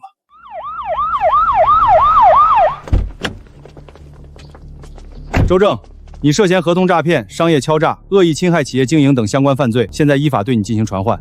不可能，你们凭什么抓我？我是受害人。是不是受害人？跟我们走一趟就知道了。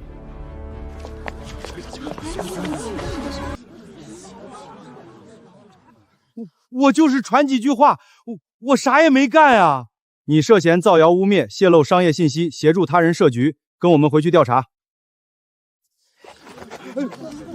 做生意不是靠坑蒙拐骗，想把生意做长久，就得讲良心，守规矩。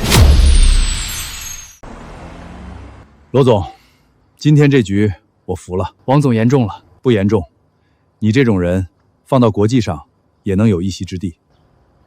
到了这个层次，见不得光的手段已经不够看了。一个企业能走多远，看的不是谁下手黑，是老板有没有格局。王总这话说到点子上了。罗总，后面的路，我王某愿意陪你走一程。这段时间厂里风声不好，你们还能留下，我记着。罗总，咱也没想那么多，就觉得不能走。厂子刚好起来，我们舍不得。留下来的员工，每人发10万红包。10万？罗总，你这是把我们真当自己人啊！值了，跟着罗总干，真值了！都愣着干啥？还不谢谢罗总？罗总，以后你让我们干啥，我们就干啥。这辈子，我就认灵泉这个厂。10万红包，我咋就没多撑2天？完了，我这回是真把金饭碗扔了。周正都倒了，灵泉还能起来，我当时咋就慌了呢？10万红包全没了，你冲我喊啥？当初不也是你自己要走的？你少装！要不是你天天说罗燕要完，咱们能离开？那你不也信了？现在钱没了，倒全怪我。大哥，现在咋不吭声了？以前不是挺能说吗？就是啊，罗长胜，你以前一张嘴可没少挤兑罗燕，现在装哑巴了。这下好了，钱没了，脸也丢光了。早知道再忍几天，咱现在也跟着发财了。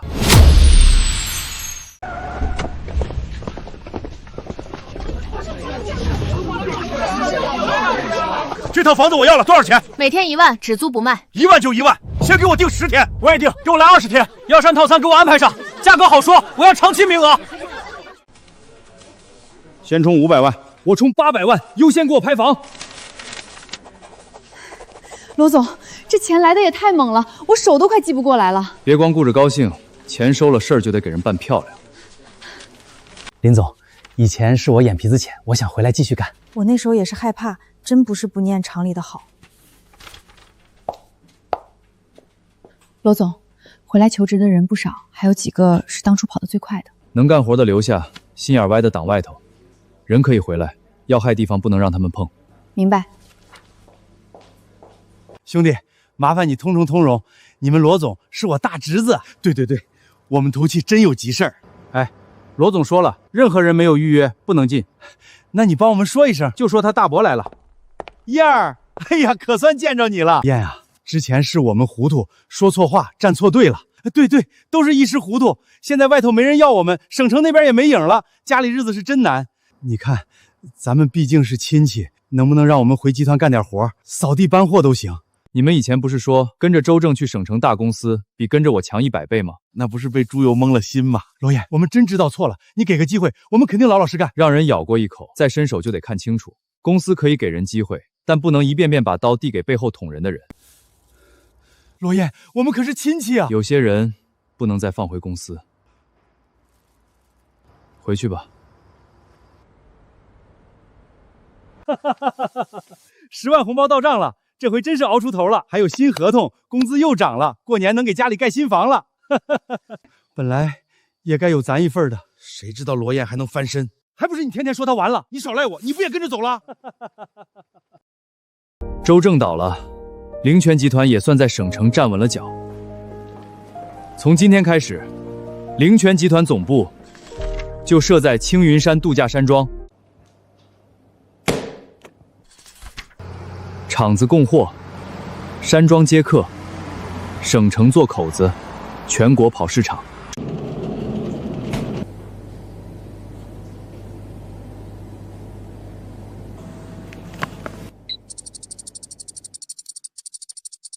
以前这些东西只能摆在大老板桌上，现在普通老百姓也能买到，吃得起。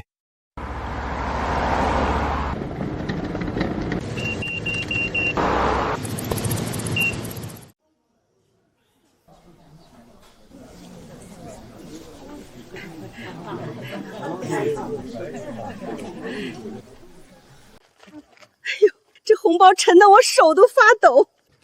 10万，我这辈子没见过这么多钱。我家分了20万，20万，这回孩子娶媳妇的钱有了。以前发工资都指望不上，现在还能分红，这日子真是翻过来了。这钱不是我施舍给大家的，是大家伙一筐果子一车货，一把力气干出来的。阿叶，跟着你干，婶子这心里踏实。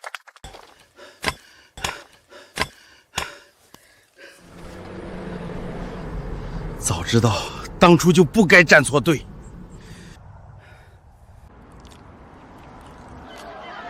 10万、20万，本来我也能有的。哎，你不是罗燕家的亲戚吗？你跑啥呀？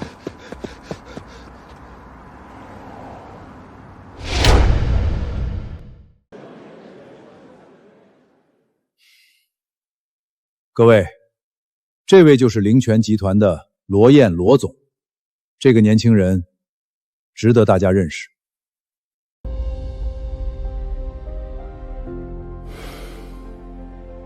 靠王老板牵线，凌泉终于进了全国商超。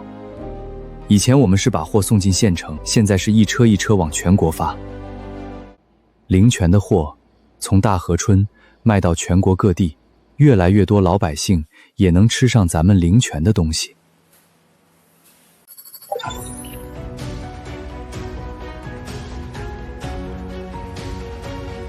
凌泉集团年收入突破上亿，也正式挤进了全国500强。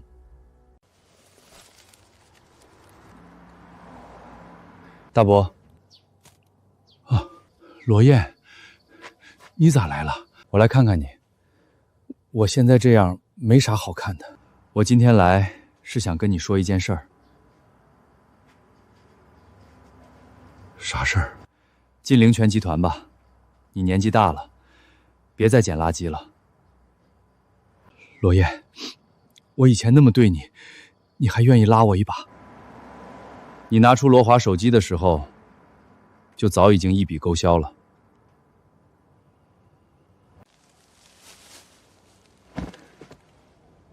我以前瞎了眼，跟着他们欺负你，还帮错了人。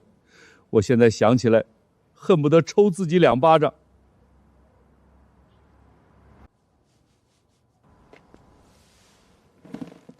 从你拿出证据那一刻，过去的事儿就一笔勾销了。你真不怪我了？我不是六亲不认的人，你能回头，我就给你一条路。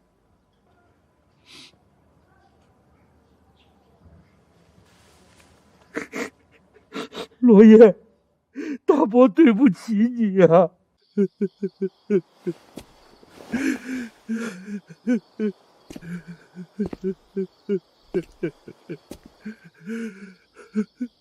走吧，你和小雨的日子该重新过了。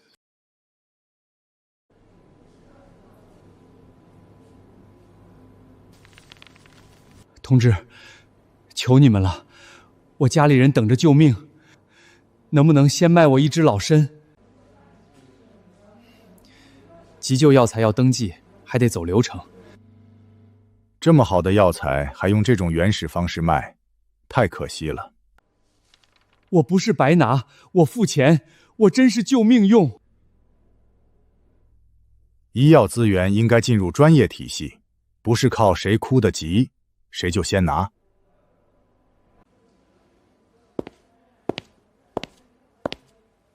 怎么回事？罗总，这位家属想买急救老参，谢尔曼先生说要先进入他们集团评估。罗先生，我是谢尔曼，国际医药集团 CEO。林泉的规矩，什么时候轮到别人来定了？我只是提醒你，真正的医药市场只看标准、认证和渠道。正常价，急救登记，要先给他。明白。罗总，谢谢，谢谢你。先救人。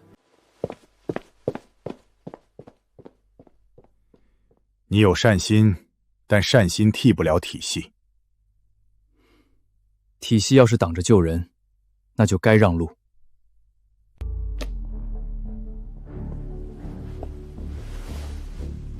罗先生，我不是来买药材的，我是来帮你把灵泉药材送进国际医药体系。你怎么帮？独家代理，灵泉所有药材只能交给国际医药集团评估、包装、认证、销售。所有，包括灵泉先进的药膳渠道，也要给我们预留。价格比市场低30%，这是进入国际体系的成本。成本让我出，利润你拿。罗先生，单独看一支人参，你觉得它很贵，可放进全球供应链里，它只是一个品类。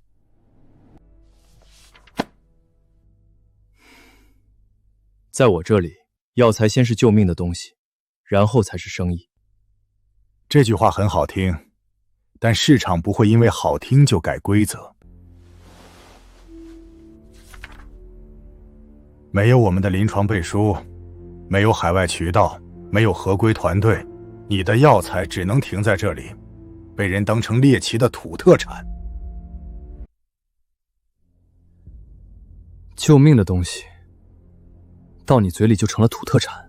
在没有被国际体系承认之前，它只能是。谢尔曼，话别说太满。我见过很多像你这样的人，有资源，有运气，也有野心，但他们最后都明白，世界市场靠的不是热血，是规则。那要是规则不让路呢？那就进不了门。门打不开，我就自己修一扇。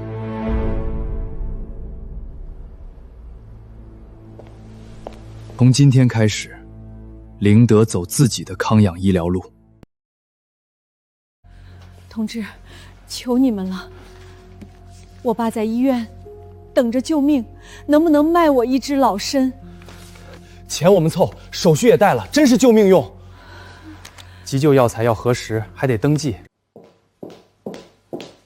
罗总，今天来了好几家，都是冲着急救老参来的。病例真实，用途真实，就走急救通道。罗总，真能卖？救命用，不吵架，按正常价走。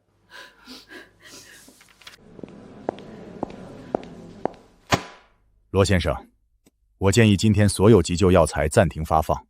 凭什么？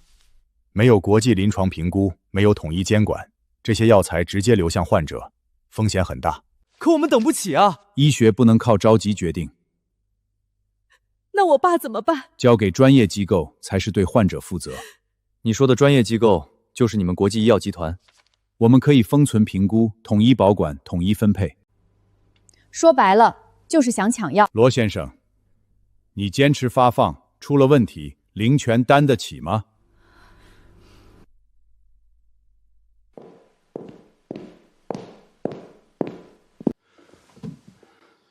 罗老弟，这事儿得稳，别让人抓把柄。资料、培育许可证、检测报告、流通备案、急救调治表、合作医院反馈记录，全在这里。这些只是夏国文件。这是夏国的地界，林泉先按夏国的规矩办，手续齐，流程也清楚。核实病历，登记签字，发药。明白。谢谢罗总。你这是把风险往自己身上揽。救命的事，我从不往后躲。罗总，昨天了灵泉老参的病人稳住了，指标也在回升。院里几个专家都想了解灵泉药材，真的能救人？快，先给我登记。罗总，我们想正式了解灵泉药材的数据和反馈。谢尔曼，有没有用，不是你一句话说了算。个例不代表体系，那就从一个个病人开始。罗总，医院的人都主动找上门了，咱们这药材是真打开口子了。药材贵不贵不是最重要的，能救人的药材才是灵泉的底气。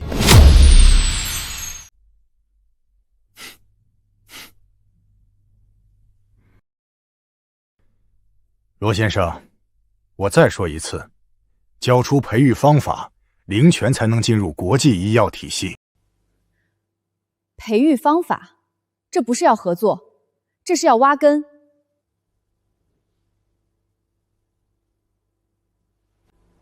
你们夏国人总爱把运气说成奇迹，几根草药救了人，就以为自己能碰世界医药规则。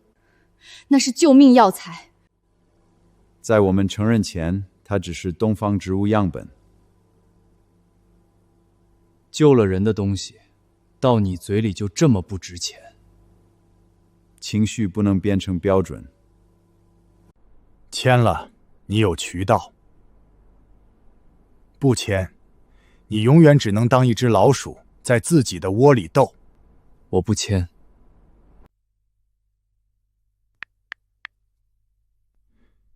谢尔曼，我就可以打打。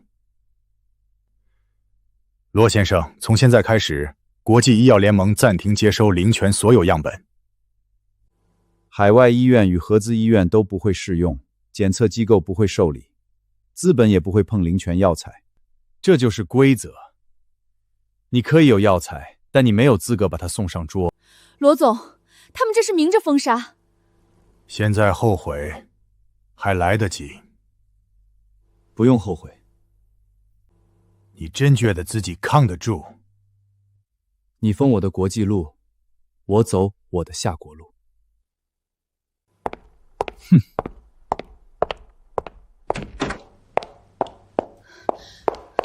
罗总，他们把国外标准一卡，咱们后面怎么办？先不往外求，我们在夏国自己做病例、做检测、做用药流程。你要用真病例和真数据，反打他们的标准。嘴上吵没用，拿病人说话，拿数据说话。以前灵泉只想着把好东西种出来卖出去，让大家吃得好一点。可现在我明白了，救命的东西光卖出去还不够，还得有人敢用，有地方可用。他们说没有他们点头，灵泉全境进了国际大门，那我就自己把门修起来。病历、检测流程一样一样做，别人不认，林泉就先把自己的底气做出来。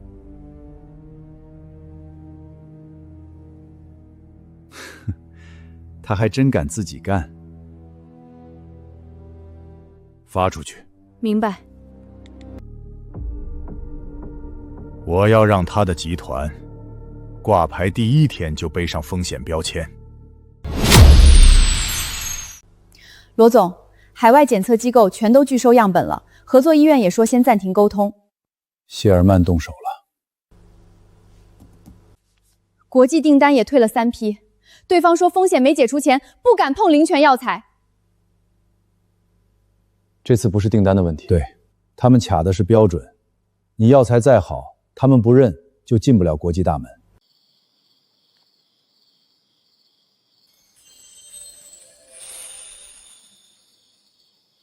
又有动静了。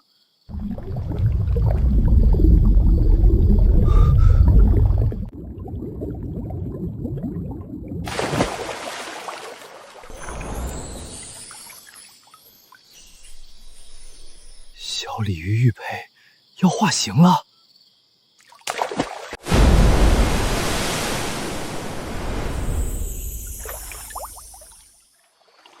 小蛟龙，以后是不是得叫为小蛟龙玉了？奶奶留给的宝贝，到底还有多少秘密？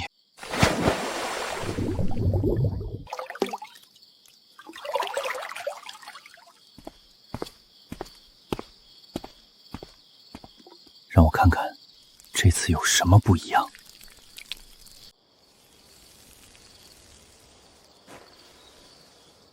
不抢着长了，药气反倒更稳了。催生是以前的本事，现在是养药性。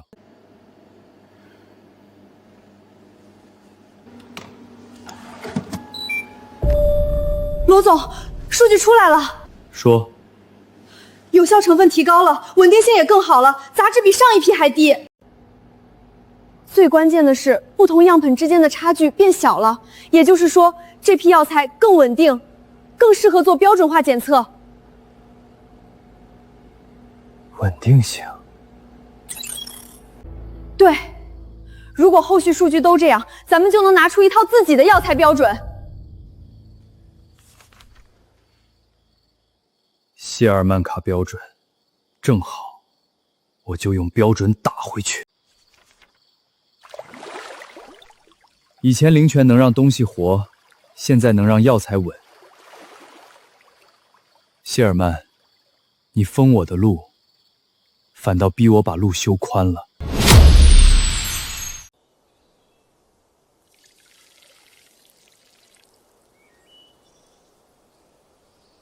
罗总，这批药材咋感觉跟以前不一样了？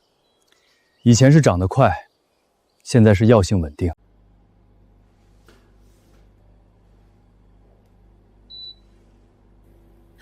出来了，罗总，数据出来了，咋样？有效成分又涨了，关键是稳定性，几组样本差距小的吓人。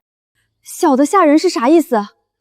就是说，这批药材不是1株2株好，而是一大片都好。杂质还更低，副作用风险也降了。罗总，这数据要是拿出去，外面那些专家都得抢着看。整理成报告，一项一项都写清楚。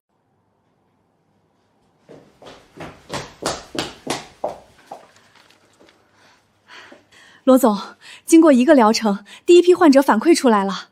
罗总，我爸昨晚能自己坐起来了，医生都说没想到。我妈今天吃了半碗粥，她都好几天没怎么进食了。真有这么快？不是感觉，是指标真变了，炎症指标下来了，身体状态也稳住了。罗总，你这是救了我们一家呀！别谢我，好好配合治疗，人稳住才是最重要的。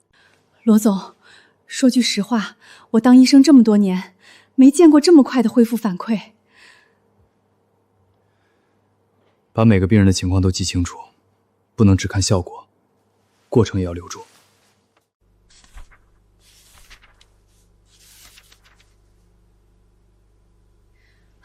罗总，检测数据、康阳反馈、病人记录全都出来了。这回不是咱自己说好，是报告和病人都在说好。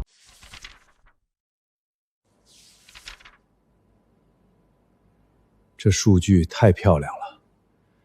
谢尔曼想在国际上封杀你，可他封不住夏国自己的医院和病人。现在好几家医院都在打电话问，连专家组都要来了。来得正好。你准备怎么做？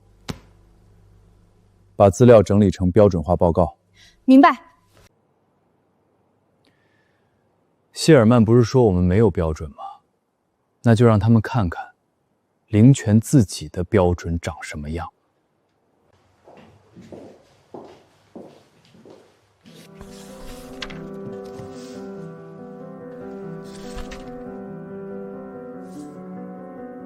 这稳定性，这么多样本都能做到这个水平？是，连续3批都是这个数据。杂质控制也太低了，这要不是亲眼看到报告，我真不敢信。罗总，这批数据还有原始记录吗？全都有，病人记录、检测流程、样本编号，一份不少。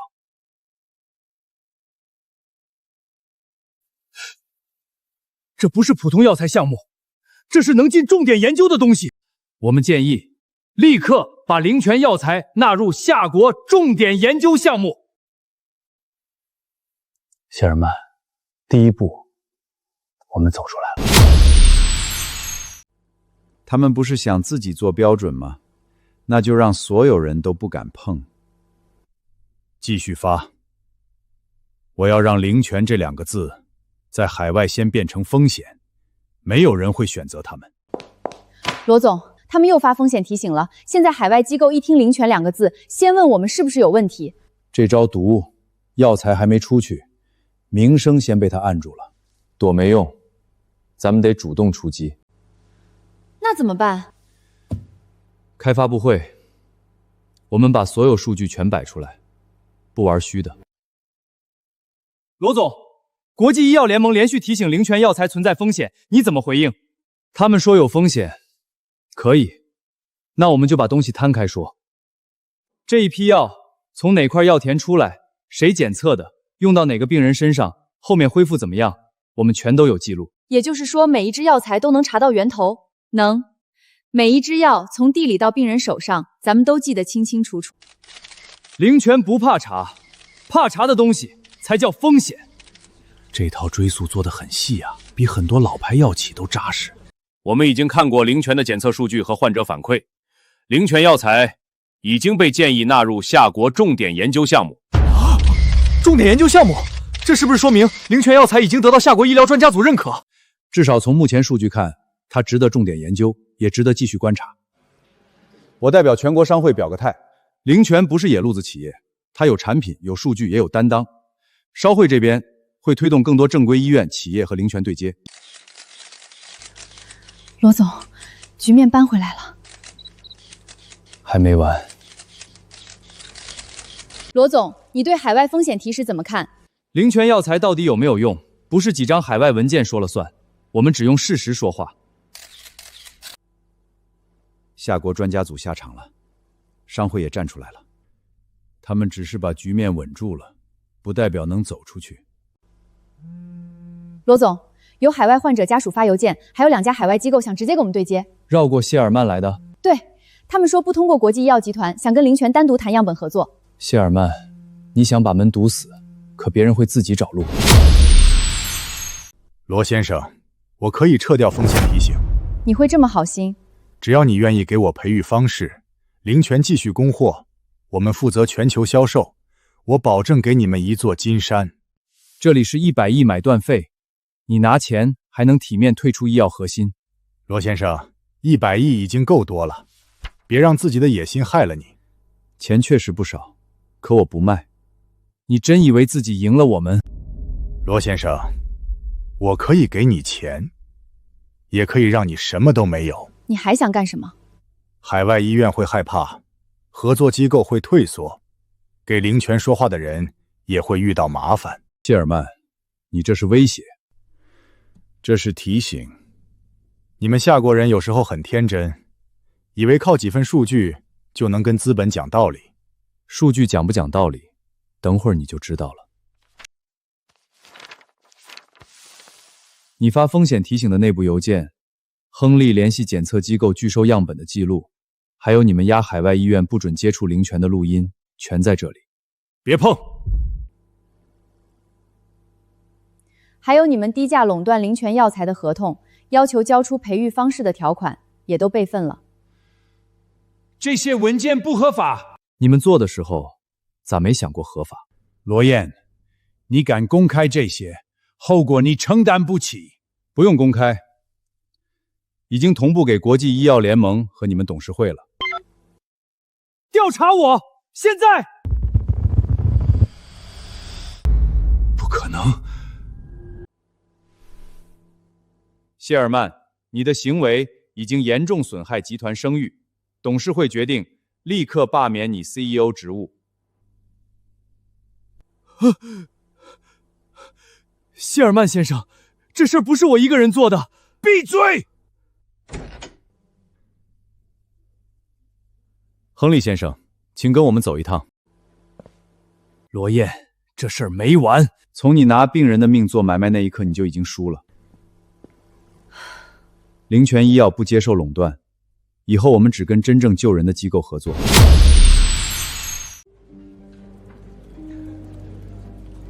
谢尔曼倒下后，堵在灵泉前面的门，强剑一扇来一扇打开了。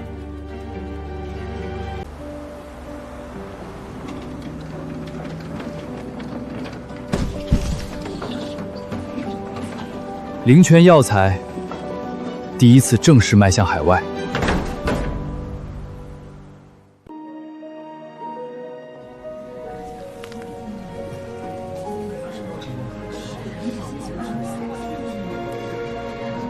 以前是咱们求着外国人看一眼，现在是他们排着队来抢货。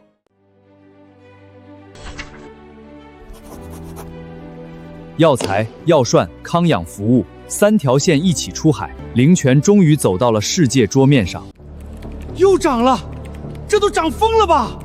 早知道我砸锅卖铁也买呀！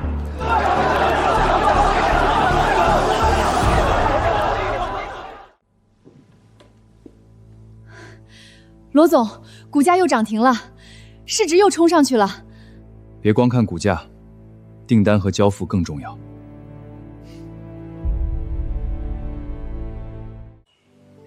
我当初听罗总的，买了点灵泉股，这回真发了。我家那点钱翻了好几倍，这日子是真起来了。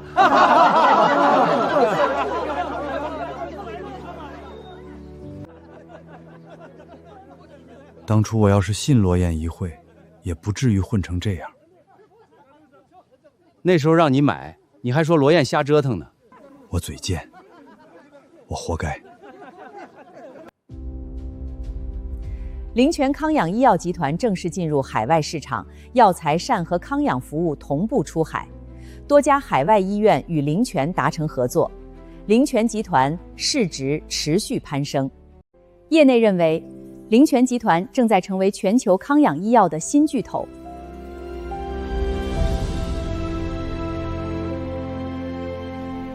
罗总，灵泉真的卖到全世界了。这段时间，灵泉集团不仅走出了夏国，还成了全球康养医药领域的新巨头。罗总，很多人都想知道您现在最想做什么？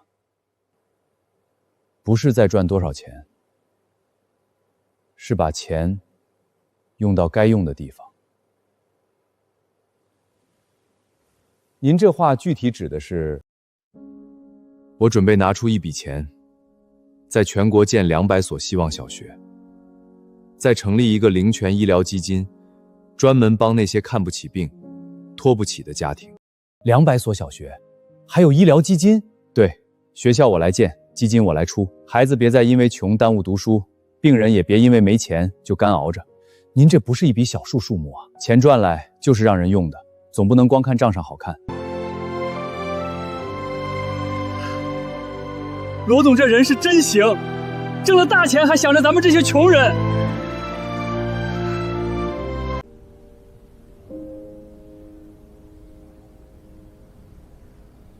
这才叫老板，没忘本儿。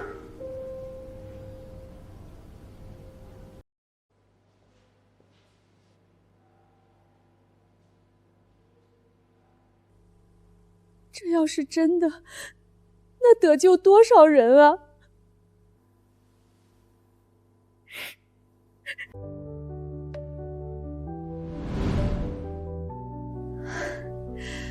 罗总，您这一下全网都炸了。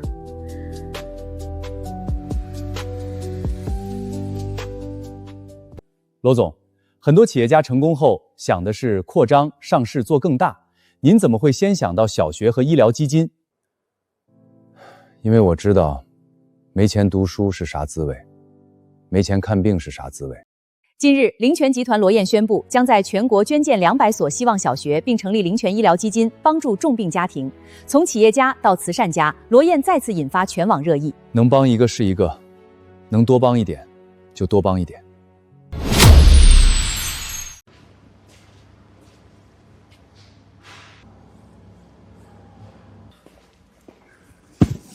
罗叔，歇会儿吧，你这一天都没停。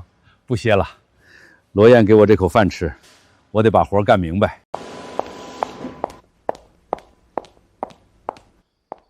罗叔，这批货没问题。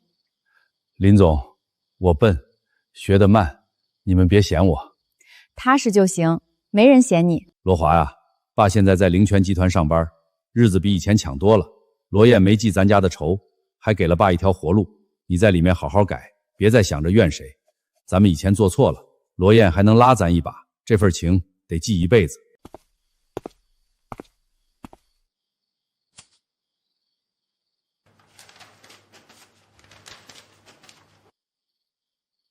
你在里面好好改，别再想着怨谁。咱们以前做错了，罗燕还能拉咱一把，这份情得记一辈子。爸没本事，但现在明白了，人不能昧良心。等你出来，咱们爷俩老老实实过日子。爸，我以前真不是人。出去以后，我一定重新做人，以后好好报答人家。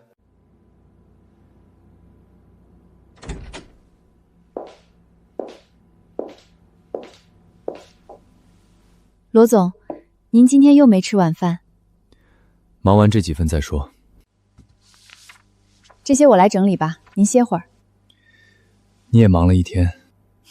我习惯了，以前是您一个人扛，现在好歹还有我。这一路辛苦你了。我不怕辛苦，我怕您什么都不说，什么都自己撑着。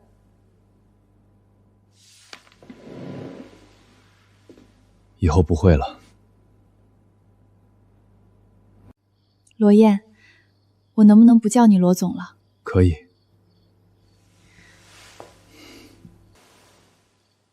我陪你走到今天，不只是因为工作。还挺害羞。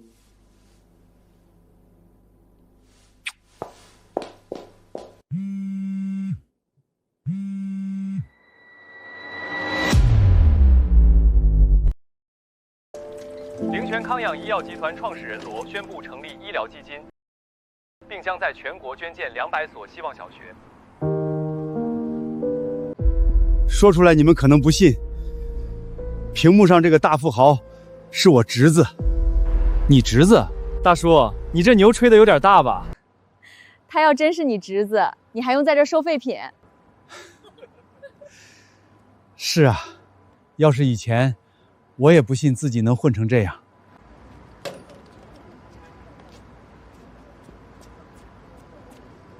不是大富豪的书吗？还捡瓶子啊？你侄子那么有钱，咋不接你去享福？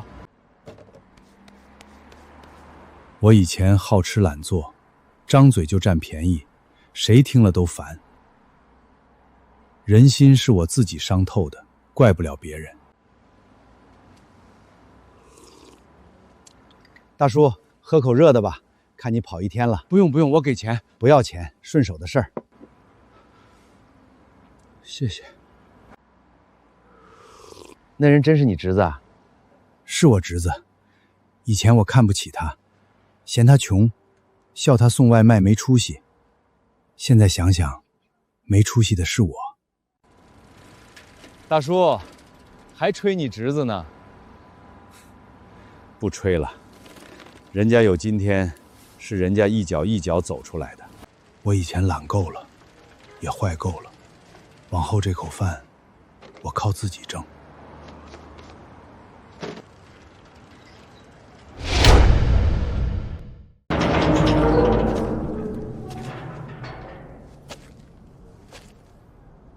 出来了，爸。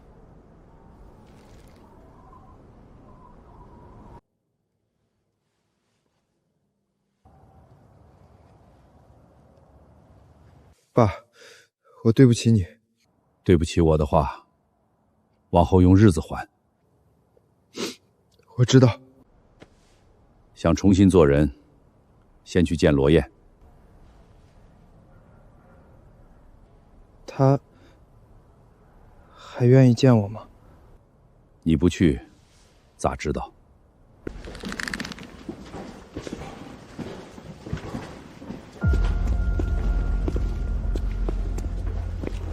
罗燕，我来给你认错。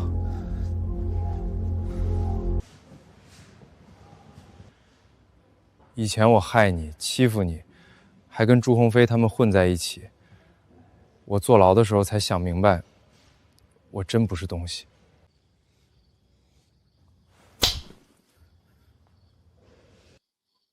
你要是不原谅我，我也认。巴掌不用打给我看。想改，就拿事儿证明。仓库普通工从搬货开始，干不了，现在就走。我干，我啥都干。在这里，没有谁欠你。活干好，饭就有；活干不好，照样走人。我明白。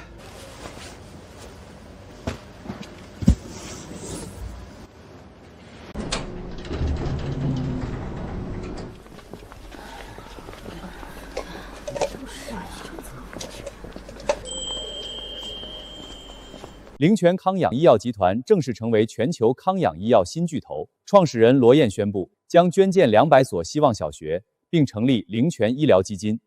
这个罗燕也太厉害了吧！年轻有钱，还做善事，这种男人谁嫁给他谁享福啊！娇娇，你咋了？没事儿。我知道没钱读书是啥滋味。也知道没钱治病是啥滋味。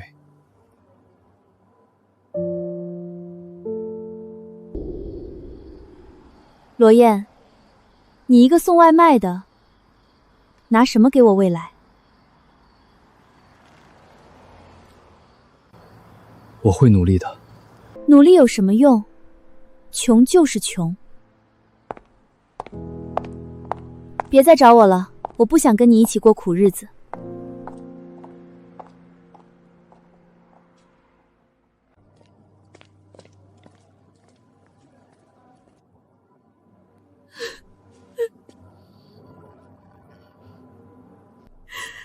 罗燕，是我瞎了眼。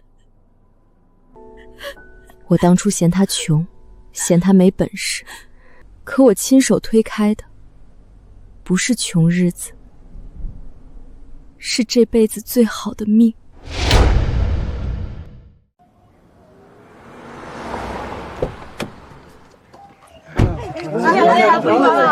阿燕回来了，现在该叫罗总了吧？在咱村里，她就是咱们的阿燕。咱村现在可不一样了，家家都有分红，孩子也能上好学校。以前出去打工都怕说自己是灵泉村的，现在不一样，腰杆都硬了。日子是大家一起干出来的，没有你带头，哪有今天啊？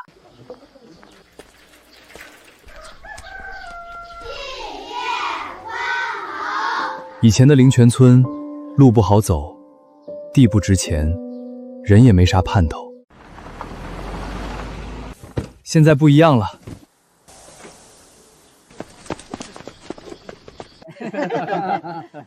地还是那片地，可日子变了，人心也亮了。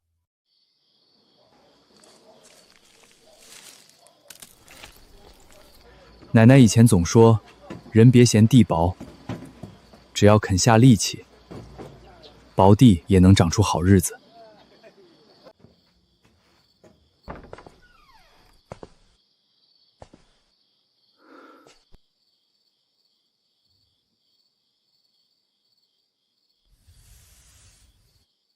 奶奶，我回来了。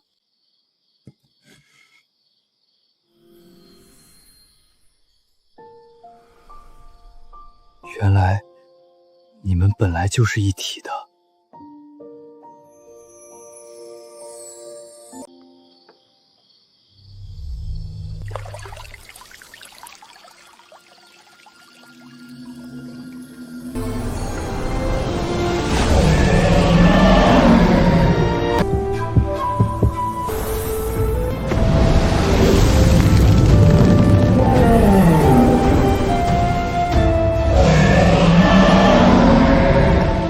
燕儿，记住，人别嫌地薄，地薄不可怕，人心薄才可怕。只要心正，守得住根，啥日子都能过起来。奶奶，我记住了。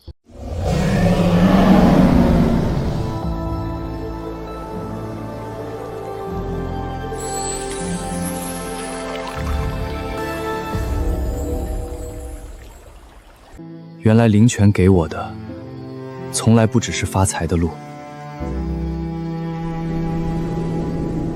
他给的是守住这片土地，带大家一起过好日子的根。